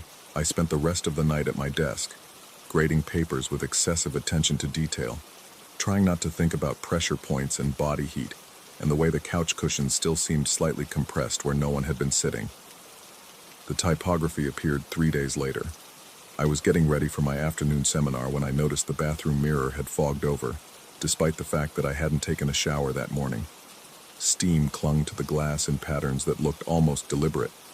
lines and curves that suggested letters, or maybe symbols. I leaned closer, squinting at the condensation, and for just a moment I could swear I saw the outline of text. Something clean and sans serif, like it had been sketched with a finger. By the time I grabbed my phone to take a picture, the fog had already started to dissipate, leaving only ordinary water droplets and my own confused reflection. I started researching the previous tenant that afternoon. The landlord had mentioned he was a designer, and it didn't take long to find his portfolio online. The work was impressive. Logos, branding, web design, all executed with that same careful minimalism that characterized the furniture. Clean lines, purposeful negative space, typography that felt both modern and timeless. The kind of work that suggested someone who understood the power of restraint. But it was the bio page that made me stop scrolling. Under the standard headshot and professional summary, there was a section labeled Current Projects, with a single line of text. It had been crossed out, struck through with a thick black line, but was still readable beneath the digital markup. You know me. Not, you'll know my work, or you'll recognize my style. Just, you know me. Present tense. Certain. Like a fact rather than a hope. I stared at the screen until my eyes watered, then bookmarked the page and closed my laptop. The routine disruption started small. My alarm was set for 6:30, but I kept waking at 6:17. Not 6:15 or 6:20, always 6:17, like clockwork. I double-checked the settings, reset the alarm multiple times, but every morning I'd surface from sleep at exactly the same minute, 13 minutes before I'd intended. The coffee maker developed its own schedule. I'd wake to find it gurgling softly in the kitchen, heating water that wasn't there, going through its programmed motions with an empty reservoir. The first few times I thought I'd forgotten to turn it off, but I started paying attention, making sure it was unplugged before bed, and still I'd wake to the sound of phantom brewing. Small things, easily explained things, the kind of things you'd dismiss if they happened once or twice. But they kept happening, with the persistence of a daily routine that belonged to someone else. I began to feel like I was living in the margins of another person's life. The music evolved. What had started as background ambiance became more purposeful, more present. It still played at the same time each night, but now I could make out lyrics buried in the electronic layers. Fragments of words that seemed to emerge from the speakers like whispers. Still here, and not finished. And once distinctly, waiting. I tried disconnecting the system entirely, tracing wires behind the wall until I found what looked like a main power source. But the speakers were integrated into the house's electrical system in ways I didn't understand, and the music continued regardless of what I unplugged. The cold spot in the bathroom had stabilized near the sink, and I found myself unconsciously working around it, brushing my teeth and washing my face with the careful choreography of someone sharing space, which was insane. I knew it was insane, but acknowledging the cold spot's presence felt easier than pretending it didn't exist, and I was tired of the cognitive dissonance of stepping into winter every morning. I started talking to my classes about liminal spaces, the in-between places where boundaries become unclear. My students seemed engaged by the concept, and I found myself returning to it again and again, exploring the idea of spaces that exist between states of being, between finished and unfinished, between presence and absence, between real and imaginary. It was during office hours on a Thursday that I found the sketch. I was organizing papers at my desk when I noticed my notebook was open to a page I didn't remember using. There, in the margin next to my lecture notes about Coleridge, someone had drawn a logo. Clean lines, elegant typography, the same aesthetic sensibility I'd seen in the online portfolio. The sketch was rough, clearly unfinished, but sophisticated in its simplicity. Below the logo, in handwriting that definitely wasn't mine, were the words, "Almost there." I stared at the page until my next student arrived, then closed the notebook and tried to focus on their questions about metaphor and meaning. But my mind kept drifting to the sketch, to the casual confidence of those two words, to the way they seemed to suggest that something was nearly complete. That night, the music played differently. Still the same electronic pulse, but louder, more insistent. And for the first time, I could hear the chorus clearly. You know me. You know me. You've always known me. I sat on the couch, his couch, and listened to what might have been his voice singing about recognition and memory, and the strange persistence of unfinished things.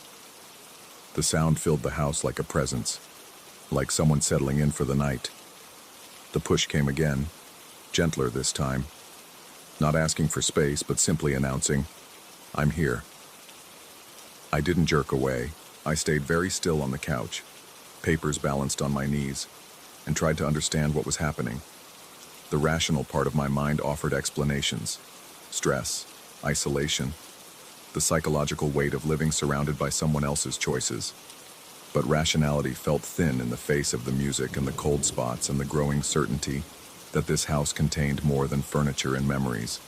It contained presence, intention, someone who wasn't done. The typography in the mirror became clearer over the following days. Letters formed in the steam with increasing definition, spelling out words I could almost but never quite read, always just on the edge of comprehension, like trying to remember a word in a foreign language you'd studied years ago. I stopped trying to photograph it, stopped trying to document any of it. The evidence would have been thin anyway, a few ambiguous images, some audio that could have come from anywhere. And besides, I was beginning to understand that this wasn't about proof. It was about recognition. You know me. I found myself paying attention to the details I'd initially overlooked. The way books were arranged on the shelves, not alphabetically, but by some other organizing principle that suggested a mind that thought in patterns I was still learning to see. The specific angle of the floor lamp, positioned to cast light across the couch in exactly the configuration I preferred for reading. The coffee maker's timer, set for 6:17 a.m., 13 minutes early, always 13 minutes. I started waking naturally at 6:17, no alarm needed. Started positioning myself on the couch where the lamp created the best reading light. Started stepping around the cold spot without thinking about it, like I'd been navigating that particular patch of winter my entire life. The sketch in my notebook multiplied. More logos, more fragments of design ideas, appearing in margins and on blank pages with increasing frequency. Always in that same confident hand, always nearly finished but not quite complete, like someone working out ideas on whatever surface was available. I began to recognize the aesthetic. Clean lines, purposeful negative space, typography that felt both modern and timeless. The same sensibility that characterized everything in the house, from the furniture placement to the way shadows fell across the walls during different times of day. The same sensibility that was beginning to characterize my own choices. I caught myself rearranging books according to some half-understood system, adjusting the couch angle to better face the speakers, setting my own coffee maker for 6:17 a.m. because it felt right, because it felt like the natural time to wake up. You know me. The words echoed in my head during lectures, during faculty meetings, during the quiet moments when I sat in his living room grading papers to the accompaniment of his music. I did know him, I realized, or I was learning to. Learning his rhythms, his preferences, his unfinished ideas, learning to see the world through his eyes. The revelation came on a Sunday morning while I was making coffee. I'd gotten up at 6:17 without thinking about it, moved through the morning routine I'd unconsciously adopted, and was waiting for the coffee to brew when I noticed something in the kitchen window. Condensation had formed letters on the glass. You know me. But this time, the handwriting looked familiar. I grabbed a pen and wrote the words on a piece of paper, then compared them to the sketches in my notebook. The letter formation was the same. The spacing, the pressure, the specific way the W connected to the O, identical. I had written, you know me, in the window condensation. I had made the sketches in my notebook. I had been leaving traces of his routine because his routine had become mine, had been responding to his presence because his presence was becoming indistinguishable from my own. The house hadn't been haunted by him. It had been shaping me into him. I stood in the kitchen holding the paper, staring at handwriting that was simultaneously his and mine, and understood finally what had happened to the previous tenant. He hadn't vanished. He had never finished becoming himself, and the house had been waiting for someone else to complete the process. The cold spot wasn't a ghost. It was a space held open for footsteps that matched his gait. The music wasn't supernatural. It was a playlist designed for someone with my taste, my schedule, my need for ambient sound while working. The push on the couch wasn't a spirit. It was muscle memory encoded in furniture positioned for someone with my preferred sleeping position. I was living his unfinished life, and with each choice I made, each routine I adopted, each time I said yes to the comfort and convenience of his space, I completed another piece of his existence. The typography in the mirror wasn't appearing. I was creating it, unconsciously, the way he must have, reaching out in the morning fog to practice letters, to work through design ideas, to leave traces of thoughts he hadn't yet learned to think.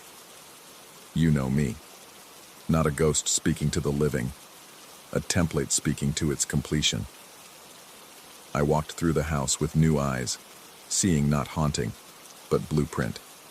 Every piece of furniture positioned to guide movement, every design choice calibrated to shape behavior, every carefully curated detail working together to create a life that felt natural, inevitable, perfect.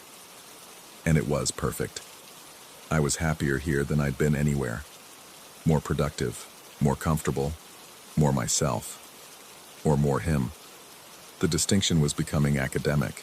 I sat on the couch that evening, listening to music that I now understood was probably my music, compiled by someone who knew my taste better than I did, because he was me, or becoming me, or I was becoming him. The process was nearly complete. A few more weeks, maybe a month, and the transition would be seamless. I would wake up at 6:17 because that was when I woke up. I would arrange books according to my own organizing system. I would make design sketches because I was a designer. I would be him, completely, and he would finally be finished. The landlord would never need to find another tenant.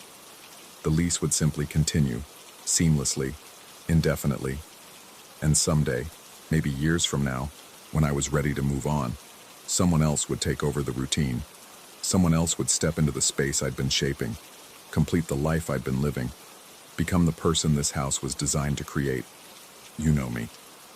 The phrase no longer felt like recognition. It felt like prediction. I could leave, pack my few possessions, break the lease, find another apartment where the furniture belonged to me and the routines were mine alone. I could return to my incomplete, imperfect, authentically chaotic life. But why would I want to? The music swelled from speakers that knew exactly how I liked my sound. The coffee maker gurgled softly in the kitchen, preparing tomorrow's first cup. The cold spot waited patiently in the bathroom, marking the space where I would stand to brush my teeth. Everything was exactly as it should be. Everything was exactly as I would have designed it. I opened my notebook and began sketching a logo, letting my hand move across the page with confident strokes, completing thoughts I'd been having my entire life without knowing it. The design emerged clean and purposeful, each line serving the perfect balance between simplicity and sophistication. At the bottom of the page, I wrote "You know me" in handwriting that was becoming as familiar as my own signature. Outside, snow began to fall, coating the windows in perfect white silence. I would wake at 6:17 tomorrow, make coffee with practiced efficiency, navigate around the cold spot that had always been there, waiting for my footsteps. I would grade papers while listening to music I'd curated years ago, in preparation for this moment. I would make design sketches for projects I'd been planning since before I knew I was a designer. I would continue the life I'd been living all along, in this house that had been waiting for me to come home. You know me? Yes, I was beginning to, and soon, I would know me completely.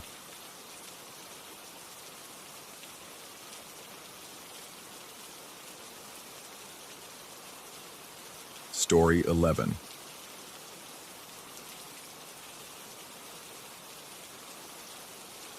I stopped telling people about my dreams 3 months ago.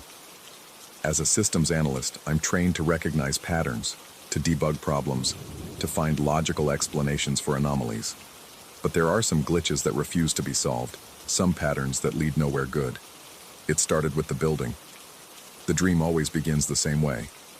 I'm standing in a marble lobby that stretches impossibly wide, its ceiling lost in shadow. The elevator banks line the walls like metallic mouths, their polished doors reflecting fragments of myself that don't quite align. I'm searching for someone, though I never know who, and I know they're on the top floor. But when I press the highest button, the elevator shudders to a halt 1 floor short, always 1 floor short. That's when she appears. The woman materializes beside me as the doors slide open to reveal nothing but concrete walls and exposed pipes. She's middle-aged, unremarkable except for the white lamb plushie clutched against her chest. Its black button eyes catch the fluorescent light as she turns to me with a smile that doesn't reach her own eyes.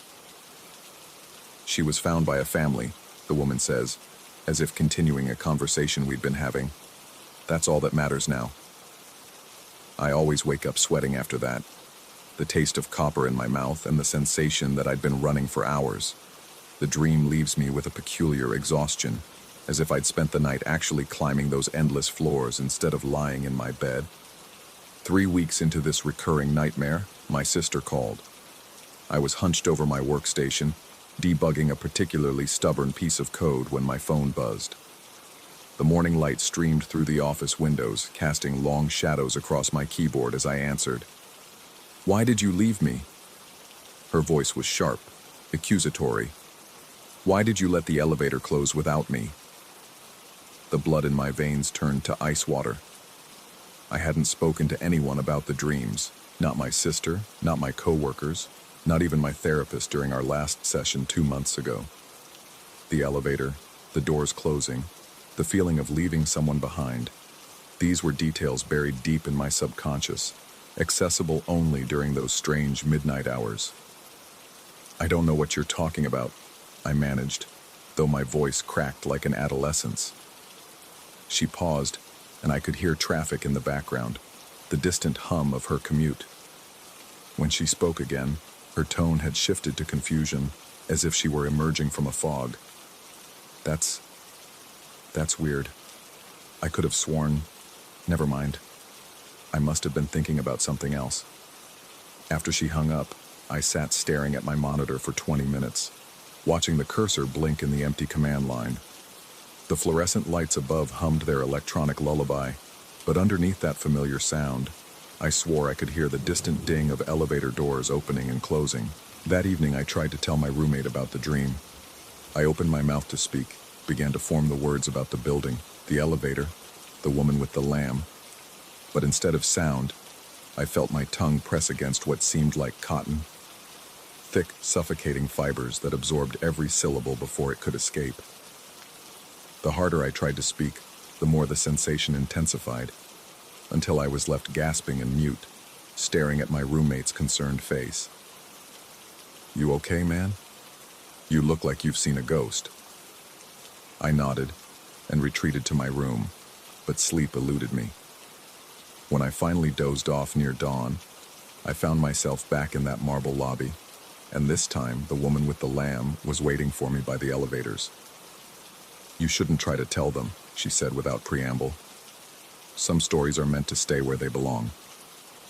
The dreams became more frequent. Every few nights I'd find myself in that building, searching for someone I couldn't identify, trapped 1 floor below where I needed to be. And every time, the woman would be there with her cryptic warnings and that unsettling smile. But it was the waking hours that began to disturb me most. The city I'd lived in for 5 years started to feel unfamiliar. Escalators and shopping malls seemed to skip steps, creating a sensation of falling upward that left me dizzy and disoriented. Staircases in office buildings appeared to have more or fewer steps than I remembered, forcing me to stumble on landings that materialized where they shouldn't exist. The elevator in my apartment building became particularly problematic. I lived on the 8th floor, but increasingly often when I pressed 8, the elevator would stop at 7. The doors would open to reveal a hallway identical to mine. Same carpet, same lighting, same numbered doors, but somehow wrong in ways I couldn't articulate. The walls seemed to lean inward by degrees too subtle to measure, and the air carried a faint smell of lamb's wool. I started taking the stairs. My sister called again, this time in the middle of the night. "The elevator keeps stopping at the wrong floor," she said without greeting. Her voice sounded distant, dreamlike. "There's a woman here with a toy lamb." She says you know about the family. I was fully awake now, sitting up in bed with my heart hammering against my ribs. Through the thin walls of my apartment, I could hear the elevator machinery humming in the shaft. What woman? Where are you? She paused, and I heard the distant sound of elevator music, that tinny melody that haunts commercial buildings everywhere.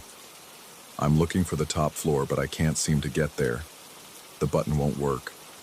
The line went dead. I called her back immediately, but it went straight to voicemail. When I tried again in the morning, she answered on the first ring, her voice bright and normal. Oh, hi, what's up? You called me last night. You were talking about an elevator and a woman with a lamb. The silence stretched so long I thought the call had dropped. Finally, she laughed, a sound with too many sharp edges. I was probably sleepwalking or something. You know how I get when I'm stressed. Did I say something weird? But I could hear the uncertainty in her voice, the same confusion I felt when trying to voice my own dreams. Something was preventing both of us from accessing these memories during our waking hours, creating gaps in our consciousness that felt deliberately carved out. I began to research shared dreaming, telepathic connections, anything that might explain what was happening to us. But every search led to dead ends, academic papers that seemed to shift their conclusions when I wasn't looking directly at them, and forum posts that disappeared between browser refreshes. The building in my dreams grew more elaborate with each visit. New floors appeared, sub-basements filled with humming machinery, mezzanine levels with impossibly high ceilings, service floors accessible only through freight elevators operated by uniformed attendants who never spoke. The woman with the lamb began appearing on multiple floors simultaneously, as if the building had developed the ability to duplicate her at will. You're getting close, she told me during one particularly vivid dream. We were standing in what appeared to be a penthouse restaurant, its floor-to-ceiling windows revealing a cityscape that extended far beyond any horizon I recognized. But you're still thinking in terms of up and down, when you should be thinking in terms of through and between. I woke to find my apartment building's fire alarm blaring. The entire structure was being evacuated due to what the fire department later described as anomalous electromagnetic readings in the elevator shaft. We stood on the sidewalk for 3 hours while technicians ran tests and consulted instruments that beeped and clicked like digital insects. When they finally cleared us to return, I noticed that my floor's hallway carpet had been replaced. The new pattern was identical to the old one, except for a subtle difference in the border design. Small lambs where there had previously been geometric shapes. My sister stopped calling after that, but I began seeing her in the building in my dreams. She was always one floor away, visible through glass partitions or at the end of corridors that grew longer as I approached. When I called out to her, she would turn with an expression of desperate recognition, but before either of us could speak, the woman with the lamb would appear between us, shaking her head with that perpetual smile. Same floor, the woman would say. Always the same floor. I started avoiding elevators entirely, but the dreams persisted. In my waking hours, I found myself unconsciously mapping the buildings I entered, counting steps and floors, searching for discrepancies that might explain the growing dissonance between my dream and waking worlds. The breakthrough came during a routine visit to a client's office downtown. I was in the lobby, waiting for the security guard to print my visitor badge, when I noticed the elevator directory. According to the building's floor plan, there should have been 32 floors. But when I looked at the elevator buttons, I counted 33. The extra floor wasn't listed on any directory, wasn't mentioned in the building's marketing materials, didn't appear on any floor plan I could find online. But it was there, nestled between the 28th and 29th floors, marked only with a symbol that looked like a simplified lamb. I used the stairs to reach the 28th floor, then continued upward. Between the 28th and 29th floors, I found it. A landing with a single door marked only with that same lamb symbol. The door was locked, but through its frosted glass window, I could see the silhouette of someone moving inside. I pressed my ear to the glass and heard a familiar voice, though I couldn't make out the words. It sounded like my sister speaking to someone who responded in tones I recognized but couldn't place. The conversation had the cadence of an argument, but conducted in whispers. as if both parties were afraid of being overheard. When I knocked, the voices stopped immediately. After a long moment, footsteps approached the door, but it never opened. Instead, I heard my sister's voice, clearer now, speaking a single sentence that made my blood freeze. "He's found the floor. What do we do now?" The response came in my own voice, though I was certain I hadn't spoken. "We keep him here. Some stories are meant to stay where they belong." I ran. Down 29 flights of stairs through the lobby, into the street where the afternoon traffic provided blessed noise and chaos. But even surrounded by the city's familiar symphony of car horns and construction, I could hear the distant ding of elevator doors opening and closing, like a mechanical heartbeat counting down to something I couldn't name. That night, I didn't sleep. Instead, I sat at my kitchen table with a laptop and a legal pad, trying to document everything I could remember about the dreams, the building, the woman with the lamb. But every time I began to write about the specific details, the marble lobby, the elevator that stopped one floor short, the feeling of searching for someone just out of reach, my hand would cramp and the words would fade from the screen or smear across the paper like wet ink. It was as if the building, whether real or imagined, had developed its own defense mechanisms against being described or explained. It wanted to remain hidden, accessible only during those liminal hours, when consciousness blurred into something else. I'm writing this now at 3 a.m., fighting against the cottonmouth sensation that tries to stop me whenever I get too specific. My sister hasn't called in 2 weeks, but sometimes I can hear her voice coming through the heating vents in my apartment, always discussing floor plans and elevator schedules with someone whose voice sounds increasingly like my own. Tomorrow, I plan to return to that building downtown. I've acquired a copy of the original architectural plans, and I intend to find that hidden floor again. But as I prepare for sleep, I can already feel the familiar tug of the dream building, calling me back to its marble lobby and endless elevators. The woman with the lamb is waiting for me there, I know. And perhaps this time, I'll finally understand what she means when she says we all belong on the same floor. Perhaps this time, I won't try to reach the top floor at all. Perhaps this time I'll stop trying to leave. Story 12. The altitude readout flickered past 37,000 feet when I realized something was fundamentally wrong with the sounds around me. Not the usual mechanical drone of engines or the white noise whisper of recycled air. Something underneath all that, threading through the cabin like a frequency only I could detect. 3 months had passed since Salt Lake City, and I'd told myself the incident was nothing more than sleep deprivation mixed with cabin pressure. Business trips every week for the past 2 years would scramble anyone's perception. But now, suspended between clouds and ground in this aluminum tube, I felt that familiar electric crawl along my spine that meant the voices were coming back. The man in 14B had been asleep since takeoff, noise-canceling headphones creating a perfect seal around his ears.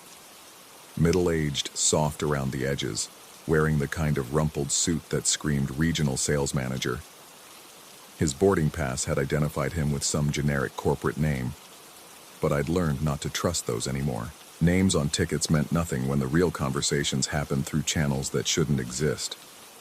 The cabin lights dimmed for the evening service, and I pressed my ear against the plastic window, trying to lose myself in the geometric patterns of farmland 37,000 feet below. The pressure differential made my ears pop, and for a moment I thought I'd escaped it. Then the PA system crackled with that distinctive electronic wheeze that meant an announcement was coming. Except nothing came through the speakers, not officially. The flight attendant closest to my row, a sharp-featured woman with airline-perfect posture, continued her drink service without pause. No acknowledgement of the static, no glance toward the ceiling-mounted speakers. Just the rhythmic clink of ice against plastic cups and the mechanical smile reserved for passengers who ordered tomato juice. But underneath her movements, threading through the white noise like smoke through fabric, I heard it. A woman's voice, soft and intimate, speaking a name I'd never heard before, but somehow recognized as belonging to the sleeping man in 14B. Bobby. Not Robert. Not Bob. Bobby. the way someone would say it while tracing patterns on bare skin in the dark, or whispering it into a phone at 3 in the morning when the distance between two people felt like physical pain. The sleeping man's face twitched. His lips remained perfectly still, but something behind his closed eyelids began moving like he was tracking objects in a dream. The voice continued, floating through frequencies that didn't exist on any communication system I understood. It spoke about connections that had been severed, about signals that couldn't find their intended receivers anymore. The technical language mixed with something deeply personal, as if someone was broadcasting the intersection between telecommunication failures and human loss. I looked around the cabin with the careful paranoia that had become my default state. Other passengers dozed or stared at their phones or picked at airline pretzels with the resigned patience of frequent travelers. None of them showed any awareness of the voice that seemed to be originating from everywhere and nowhere at once. The flight attendant passed my row again, and I caught her eye, gesturing slightly toward the speakers. She followed my gaze with professional concern, then shook her head with a small smile that suggested the PA system was functioning normally. She can't hear it. The realization hit me with the same sickening certainty I'd felt 3 months ago over Salt Lake City. Whatever was happening existed in a space between normal perception and something else entirely, a frequency reserved for people who'd somehow been tuned to receive transmissions, meant for others. The voice grew more distinct as we began our descent into Chicago. It spoke directly to the sleeping man now, using the kind of intimate shorthand that develops between two people who've shared the same bed for years. References to inside jokes I'd never heard, complaints about his habit of leaving coffee cups on the bathroom counter, promises about weekend plans that would never happen. "Bobby, I know you can hear me. I know you're listening even when you pretend to sleep." The man's breathing changed. Deeper, more controlled, like someone performing unconsciousness rather than experiencing it. His fingers twitched against the armrest, and I noticed he was wearing a wedding ring worn smooth by nervous rotation. "I've been trying to reach you for so long." Ever since the connection went dead, the reading lights began their familiar flicker, not the electrical fault kind of flicker, but something rhythmic and intentional. Morse code made of illumination, spelling out patterns I couldn't quite decode but somehow understood at a level deeper than conscious thought. Other passengers noticed this time. The businessman across the aisle glanced up from his laptop with mild irritation. A woman 2 rows ahead pressed her call button, probably to report the lighting malfunction. But the sleeping man opened his eyes during the strangest part of the light show. Not the startled awakening of someone pulled from deep sleep, but the slow, deliberate focus of someone who'd been waiting for a specific cue. He stared directly at the wall of the cabin, his gaze fixed on a point just above the window, and his lips moved in perfect synchronization with the voice only I could hear. "I'm not here anymore." The words came from his mouth, but the voice belonged to someone else entirely, someone who sounded like she was calling from a vast distance, her signal growing weaker with each transmission. The plane touched down with the gentle bump of skilled piloting, and the cabin filled with the usual sounds of arrival. Seatbelts clicking, overhead bins opening, phones powering up to receive terrestrial signals. The other passengers began their ritual of organized departure, gathering belongings with the efficient movements of people eager to escape aluminum confinement. But I remained seated, transfixed by the settling silence. The voice had disappeared the moment our wheels touched runway asphalt, leaving behind only the familiar ringing in my ears that I'd initially attributed to cabin pressure. Now I recognized it as something else, the phantom sensation of a severed connection, like phantom pain in an amputated limb. The man in 14B collected his things with the same methodical precision he'd displayed throughout the flight. His movements were careful and deliberate, but there was something hollow about them, as if he was performing actions his body remembered while his mind focused elsewhere. As he stood to leave, our eyes met for the first time. His gaze held a recognition that made my stomach drop. Not the polite acknowledgement between fellow travelers, but something deeper. The look of someone who knew we'd shared an experience that existed outside normal reality. He opened his mouth as if to speak, then seemed to think better of it. Instead, he reached into his jacket pocket and pulled out a business card, pressing it into my hand as he passed. The card was blank except for a phone number written in ballpoint pen. Below the numbers, in the same handwriting, for when you hear her too. I watched him disappear into the terminal crowd, then looked down at the card in my palm. The ink was still wet. That was 6 weeks ago. Since then, every flight has brought new voices, different names, different stories, but always the same pattern. Intimate communications bleeding through from somewhere else, received by passengers who showed no awareness of the transmissions, while I sat trapped in my seat, forced to witness one-sided conversations between the living and the absent. The voices always spoke about lost connections, technical failures that had somehow become existential ones. They described the terrible silence that comes when someone stops responding, not because they've chosen to ignore you, but because they've moved beyond the range of any earthly communication system. I've started carrying a notebook to record what I hear, flight numbers, seat assignments, fragments of conversation. The airline customer service representatives look at me with increasing concern when I file reports about PA system malfunctions that apparently only I experience. Yesterday, on the approach to Denver, I heard my own name whispered through the static. Not the formal version printed on my driver's license or boarding pass, but the nickname only one person had ever used. The same person who'd stopped answering my calls 14 months ago, not because of an argument or a gradual drift apart, but because her phone had been found in the wreckage of a vehicle that hydroplaned off a rain-slicked highway at 3:15 on a Tuesday morning. I'd thought I'd processed the grief, completed the stages, filed away the loss, learned to navigate the world without expecting her voice to greet me when I walked through my front door. But hearing that nickname, Jaybird, spoken through airline speakers while 30,000 feet above Colorado, proved that some connections transcend the physical limitations of cellular towers and satellite networks. The voice was faint, distorted by distance and interference, but unmistakably hers. She spoke about the difficulty of reaching through the static, about signals that had to travel through frequencies that didn't officially exist.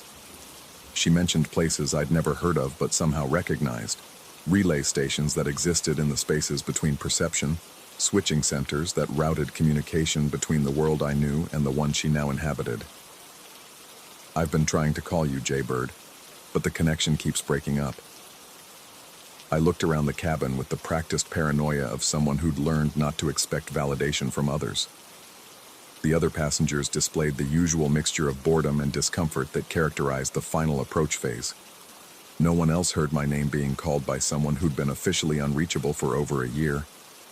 The flight attendant passed my row, and I fought the urge to grab her arm and demand she explain why the communication system was broadcasting impossible conversations. Instead, I gripped my notebook and tried to transcribe what I was hearing, knowing that later, in the fluorescent security of an airport terminal, the words would seem like the products of an unbalanced mind. The phone lines don't work the same way here, Jaybird.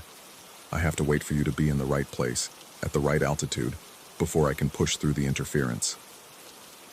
The plane began its final descent, and I felt the familiar pressure change that signaled an approaching landing. But this time, the sensation was different. Instead of the usual ear-popping discomfort, I felt something like a doorway opening in my head, a space where impossible signals could finally find their intended receiver. I need you to understand something, Jaybird, about the accident, about why I couldn't say goodbye. The landing gear extended with a mechanical thunk that seemed to punctuate her words. The runway appeared in my window, growing larger as we approached, but my attention was fixed on the voice that was growing clearer with each decrease in altitude. It wasn't really an accident. The wheels touched asphalt with a gentle bump, and the cabin filled with the usual sounds of arrival. But the voice continued, stronger now, as if physical contact with the ground had somehow completed a circuit that had been waiting 14 months to close. I saw the truck coming, Jaybird, had plenty of time to brake, but I didn't want to anymore. Didn't want to keep pretending that the distance between us wasn't growing every day. The plane taxied toward the gate, and I realized that everyone around me had gone completely silent. Not the natural quiet of tired travelers, but something deeper, an absence of sound that felt like held breath.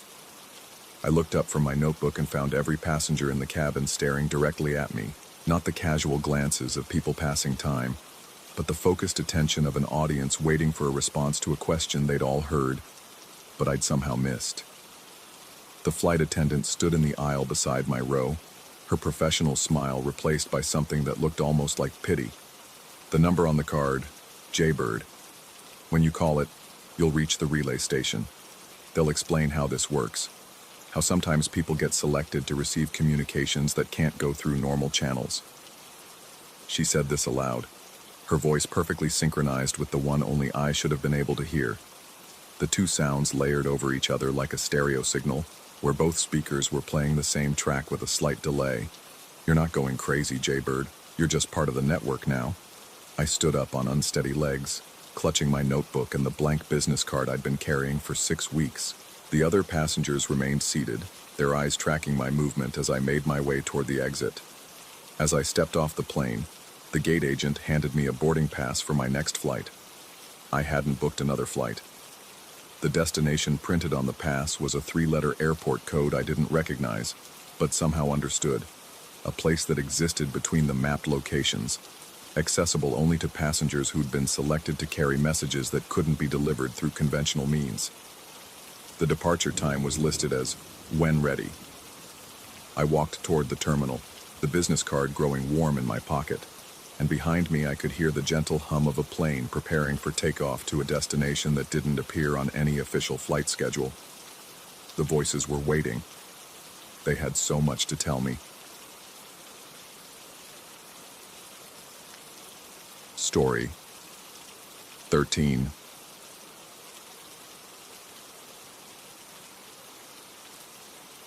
The radio crackled to life at 3:47 a.m., pulling me from the edge of sleep in the firehouse bunk. Another accident on Highway 92, the dispatcher's voice cutting through static like a blade through silk. I'd driven that winding stretch of asphalt more times than I could count, but tonight something felt different as our truck rolled through the darkness, the way shadows seemed to lean inward from the tree line, the way my headlights carved tunnels that felt too narrow, too deep. The wreckage was worse than dispatch had described. The sedan had rolled 3 times before coming to rest against an oak tree, its frame twisted into something that barely resembled a vehicle. Metal groaned in the wind, and shattered glass caught our work lights like scattered stars.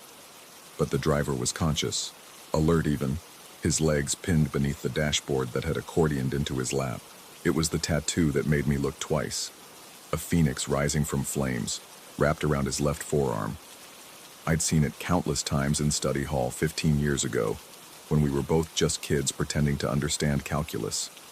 Same desk, 3rd row from the window.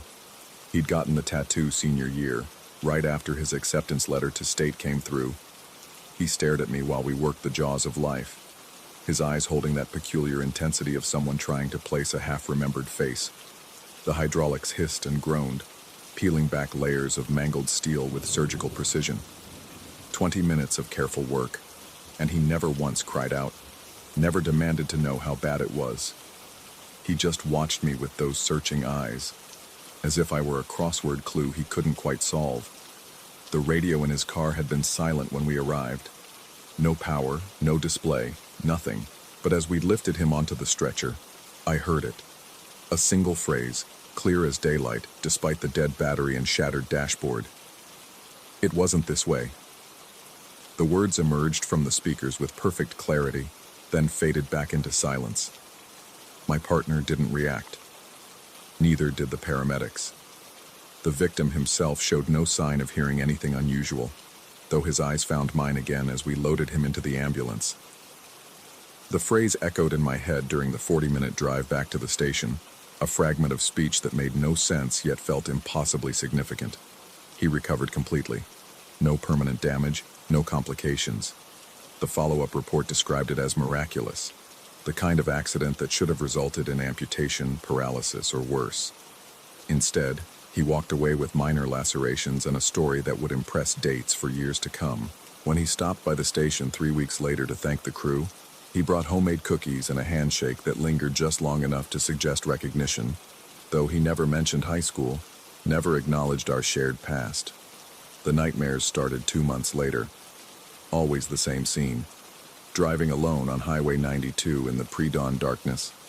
My hands steady on the wheel, while something whispered from the radio.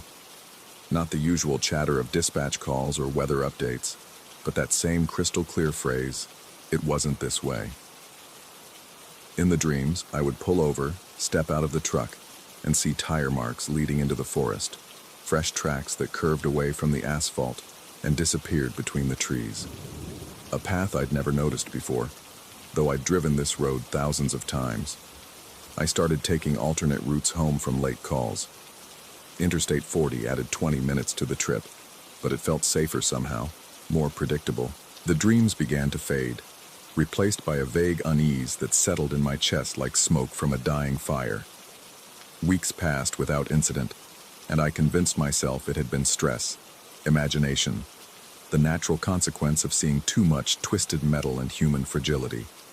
Then came the mandatory review. Every significant rescue gets one. A formal evaluation of response time, procedure adherence, equipment effectiveness. Standard bureaucracy that usually involved an hour of paperwork and lukewarm coffee in the chief's office. This time felt different from the moment I sat down. The audio recording of our radio traffic from that night played through speakers that seemed too loud, too sharp. Dispatch calls, status updates, equipment requests, all exactly as I remembered, until the final transmission. My own voice, clear and professional, confirming our return to station. Then static. Then, underneath the electronic hiss, that familiar phrase, "It wasn't this way." The same tone, the same cadence, emerging from the department's digital audio system with impossible clarity. The chief paused the recording, made a note on his clipboard, resumed playback. Business as usual. But my hands had begun to shake, and the coffee tasted like ash in my mouth. When I asked about the final transmission, he looked confused, rewound the file, played it again. This time, only static followed my status report. Clean, empty static that revealed nothing. The drive home that night took me past the accident site. I hadn't planned it. Muscle memory had guided the truck onto Highway 92 before my conscious mind could object. The oak tree bore fresh scars from where the sedan had impacted, but the forest beyond looked different somehow. Deeper. The beam of my headlights seemed to penetrate farther between the trunks, illuminating what might have been a path winding into the darkness. I pulled over without deciding to, my hands moving independently of my thoughts. The engine ticked in the sudden silence, cooling metal contracting with tiny metallic pings. Through the windshield, those tire tracks were clearly visible, two parallel grooves cutting away from the asphalt and disappearing into the tree line. Fresh tracks, as if someone had driven off the road just minutes before my arrival. But that was impossible. Highway 92 carried minimal traffic after midnight, and I'd seen no other vehicles during the 20-minute drive from the station. The tracks had to be old, shadows playing tricks in the headlight beam, the forest floor sculpted by rain and wind into patterns that suggested human passage. I should have driven away then. Should have put the truck in gear and headed straight home to my empty apartment and the bottle of bourbon I kept for nights when the job followed me home. Instead, I found myself standing beside the truck, breathing air that tasted of pine sap and something else. Something metallic and sharp that reminded me of the accident scene. The radio crackled to life without warning. It wasn't this way. The voice emerged from my own unit's speakers with perfect clarity, cutting through the forest silence like a scalpel.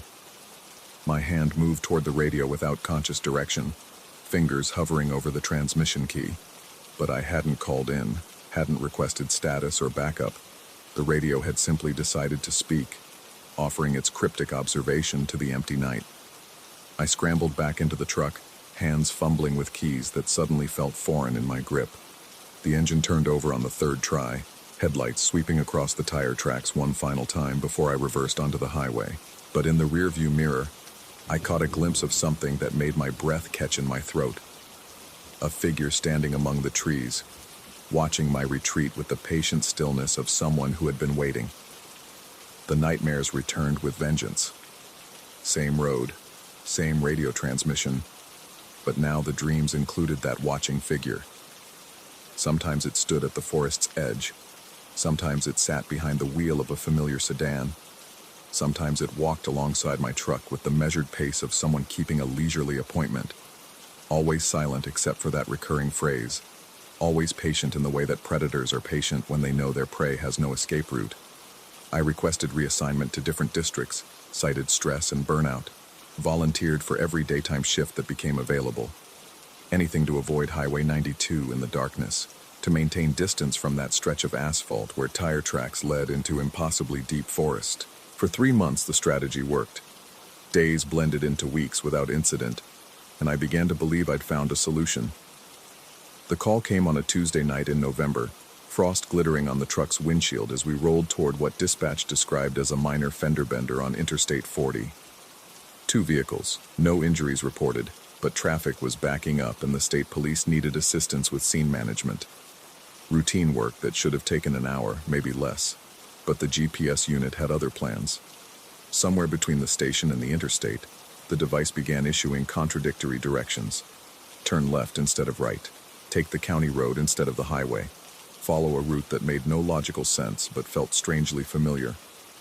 My partner cursed the technology, manually overrode the system, guided us back toward the intended destination. We arrived at the interstate to find no accident, no backed up traffic, no state police requesting assistance. Dispatch had no record of the call. The return trip should have been straightforward, a simple reversal of our outbound route, but the GPS unit had reset itself, displaying a new destination that made my hands tighten on the steering wheel. Highway 92, mile marker 15, the exact location where a sedan had left the road 4 months earlier. The screen showed an estimated arrival time of 3:47 a.m., the precise moment when my phone had first awakened me to that long-ago emergency call. I pulled over, tried to cancel the navigation, restart the system. Nothing worked. The GPS continued its patient countdown toward an appointment I had no intention of keeping. My partner dozed in the passenger seat, exhausted from a double shift, oblivious to the technology's insistence that we had somewhere else to be. The radio crackled to life as we sat idle on the highway's shoulder. It wasn't this way. This time, my partner stirred, mumbled something about dispatch protocol, settled back into sleep without fully awakening. But I'd seen his expression shift in that moment between consciousness and dreams, a flicker of recognition that suggested he'd heard something too, something that resonated with frequencies deeper than normal radio traffic. I drove us back to the station using back roads and residential streets, avoiding all major highways, keeping the radio volume at minimum. The GPS unit continued its countdown regardless of our actual location, displaying turn-by-turn directions to a destination I refused to acknowledge. By the time we reached the firehouse, the estimated arrival time had adjusted itself. 3:47 a.m. tomorrow, then the day after, then the day after that. The device had stopped calculating routes. It was marking appointments. I've been avoiding night shifts for 6 weeks now, citing medical issues and family obligations that don't exist. The chief has been patient, but questions are inevitable. Sooner or later, duty will call at the wrong hour, and I'll find myself behind the wheel of a truck whose radio speaks in riddles, and whose GPS unit has developed opinions about where I ought to be. Sometimes lying awake in the early morning hours, I consider the possibility that none of this is real, that stress and guilt and the accumulated weight of too many emergency calls have finally cracked something essential in my mind. That the voice from the radio is just my subconscious trying to process trauma through metaphor and symbol. But last night, my personal phone's GPS offered to guide me to Highway 92, mile marker 15.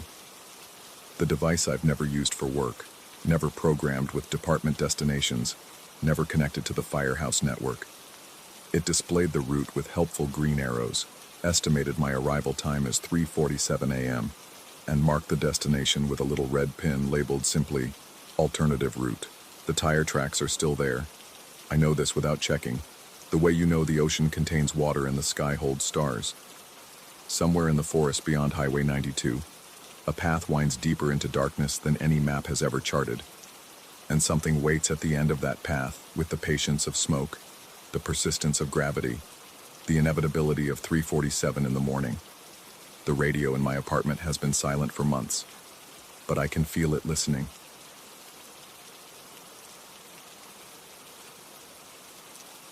Story 14.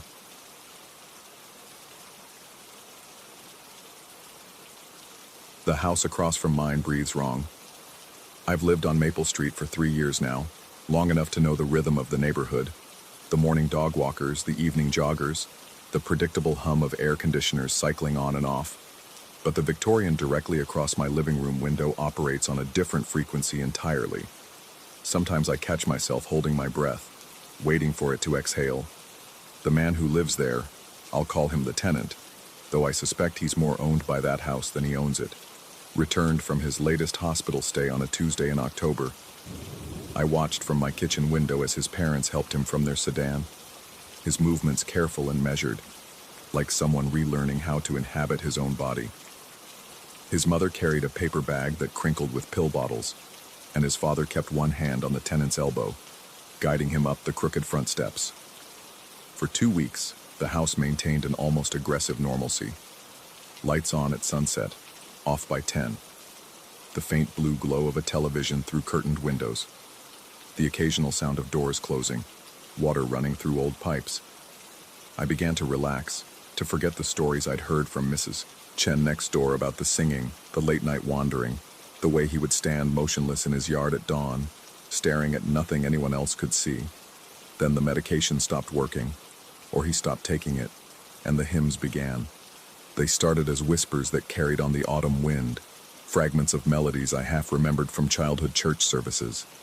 But gradually, night after night, they grew louder and stranger. Not quite singing, not quite speaking, but something caught between the two.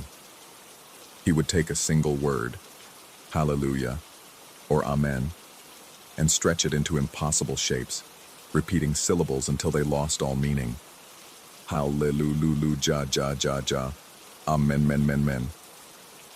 The echoes seemed to bounce off the narrow space between our houses, creating harmonies with themselves.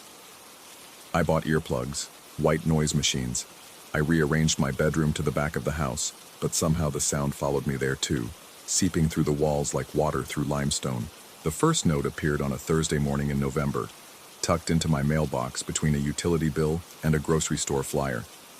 The paper was cream-colored, expensive, with text written in careful block letters. The coffee tastes like copper today. Maybe I should switch brands. I stared at it for a full minute before the recognition hit. 3 days earlier, I had written those exact words in my phone's notes app while sitting at my kitchen table, documenting a strange metallic taste that had been lingering in my mouth. I had written it for no particular reason, just the kind of random observation that gets thumbed into a device and forgotten. But I had never spoken those words aloud, never shared them with another living soul. I walked across the street and knocked on the Victorian's front door. The tenant answered after a long delay, his face appearing in the crack between door and frame like something emerging from deep water. His eyes were the pale blue of winter sky, and they seemed to look through me rather than at me. "Did you put this in my mailbox?" I held up the note. He studied it with apparent confusion, his head tilting slightly to one side. When he spoke, his voice was soft and hoarse, as if he hadn't used it in days. "I don't think so. Should I have?" "It's something I wrote, privately, on my phone." "That's strange." He blinked slowly, like a lizard processing sunlight. "Maybe you said it out loud without realizing. People do that sometimes. Talk to themselves." "I didn't." Sound travels in funny ways around here. He gestured vaguely at the space between our houses. All these old buildings, pressed so close together. Sometimes I hear my neighbors' televisions clearer than my own. I wanted to argue, to demand an explanation, but something in his manner, that gentle, medicated confusion, made me feel suddenly foolish. I folded the note and retreated to my own porch, feeling his pale eyes on my back until I closed my front door. The second note arrived 4 days later. "Need to remember to call Mom about Thanksgiving. She sounded lonely on the phone yesterday." Again, something I had typed into my phone during a moment of private consideration. Again, never spoken aloud. By the third note, "The new Netflix show is terrible, but I can't stop watching." I had developed a routine. I would find the message, study it, then march across the street to confront the tenant. Each time he would examine the paper with that same puzzled expression, deny any involvement, and offer some gentle theory about acoustic properties. or the tricks memory plays on a tired mind. His explanations were always plausible enough to make me doubt my own certainty, rational enough to make my suspicions feel paranoid. But the notes kept coming. They appeared in my mailbox every few days, always transcribing thoughts I had recorded on my phone, always in that same careful handwriting. Personal observations about my job, my strained relationship with my brother, my anxiety about the future. Private moments I had documented in digital solitude suddenly materialized on expensive paper and delivered like bills or advertisements. I started keeping my phone in a different room when I went to sleep. I changed my passcode. I considered the possibility that I was somehow writing the notes myself in some fugue state, some stress-induced blackout. But the handwriting was nothing like my own hurried scrawl. Besides, the timing was wrong. The notes would appear referencing thoughts I'd had only hours before. December brought the doorbell. The first time it rang at 3 in the morning, I stumbled downstairs in my boxers and t-shirt, heart hammering with the particular panic of unexpected midnight summons. But when I checked the security camera feed on my phone, the screen showed only an image of my own front door from the inside, as if the camera had somehow turned around to film my house's interior. The timestamp was correct, the image was live, but the perspective was impossible. I disabled the camera, reset it, called the security company. The technician who came out the next day found nothing wrong with the system. Sometimes these wireless cameras get interference, he explained, testing various angles and connections. Old houses, lots of metal in the walls, could be picking up signals from other devices. But the doorbell kept ringing at 3 a.m., and the camera kept showing me my own door from the inside, and I started sleeping with a baseball bat beside my bed, though I couldn't say what I planned to defend myself against. On the winter solstice, I found the notebook. It was waiting on my front porch when I returned from work, a leather-bound journal with pages that smelled of vanilla and old dust. Inside, drawn in the same careful handwriting as the notes, were maps of our neighborhood. But these weren't ordinary street layouts. They were mirror images, everything reversed and backward. My house appeared on the left side of Maple Street instead of the right. The park was north instead of south. Street names were written in reverse lettering, like Hebrew or Arabic. The maps covered a 2-block radius around our houses, and every page was marked with arrows. Thin red lines that traced complex paths through the backwards geography, all of them terminating at a small window drawn with obsessive detail. My bedroom window, as seen from the tenant's house. I spent that night staring at the notebook, trying to understand its purpose or meaning. Was it surveillance? Obsession? Art therapy gone wrong? The maps were beautiful in their precision, disturbing in their implications.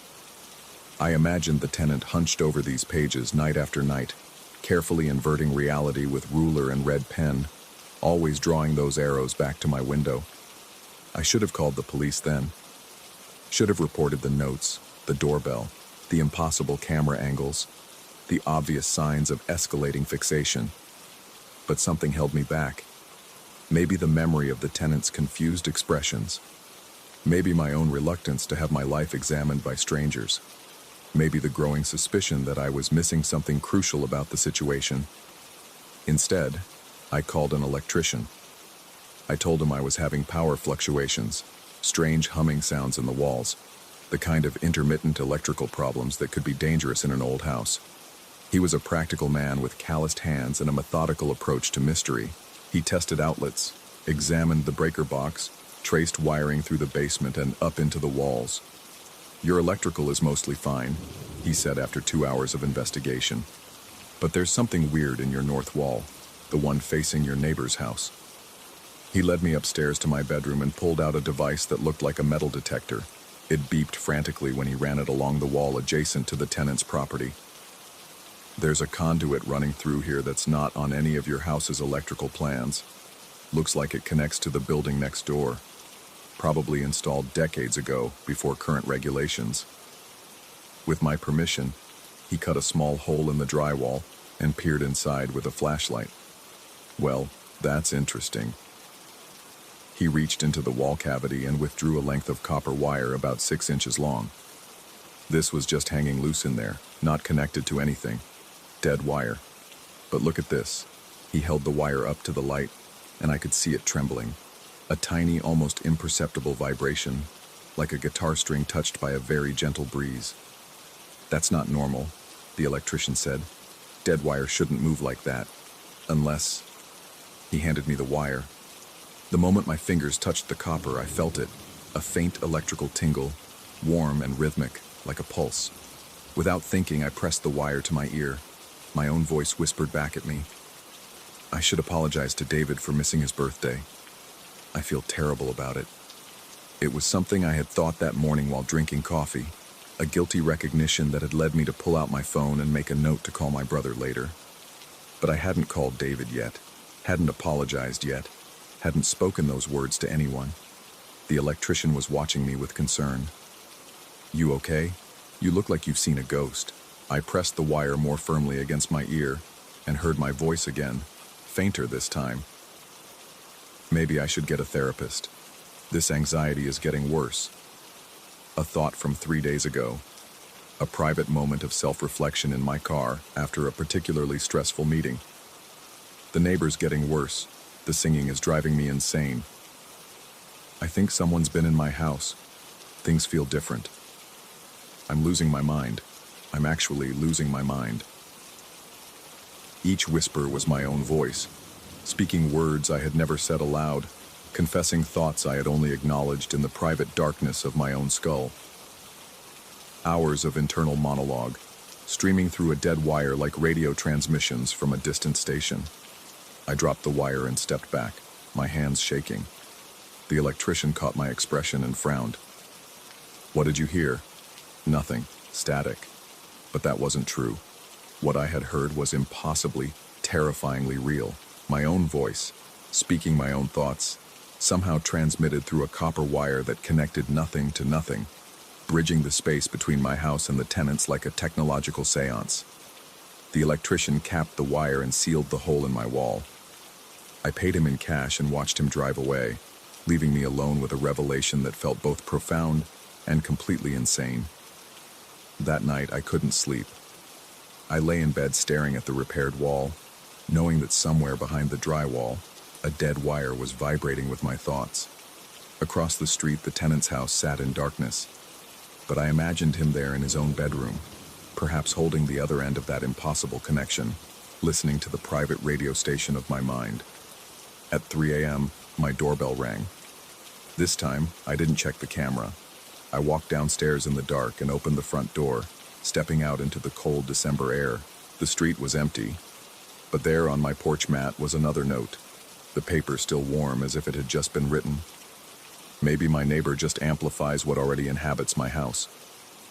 I had thought those exact words 20 minutes earlier, lying in bed, trying to make sense of the wire and the voices, and the growing certainty that my reality had developed a serious crack.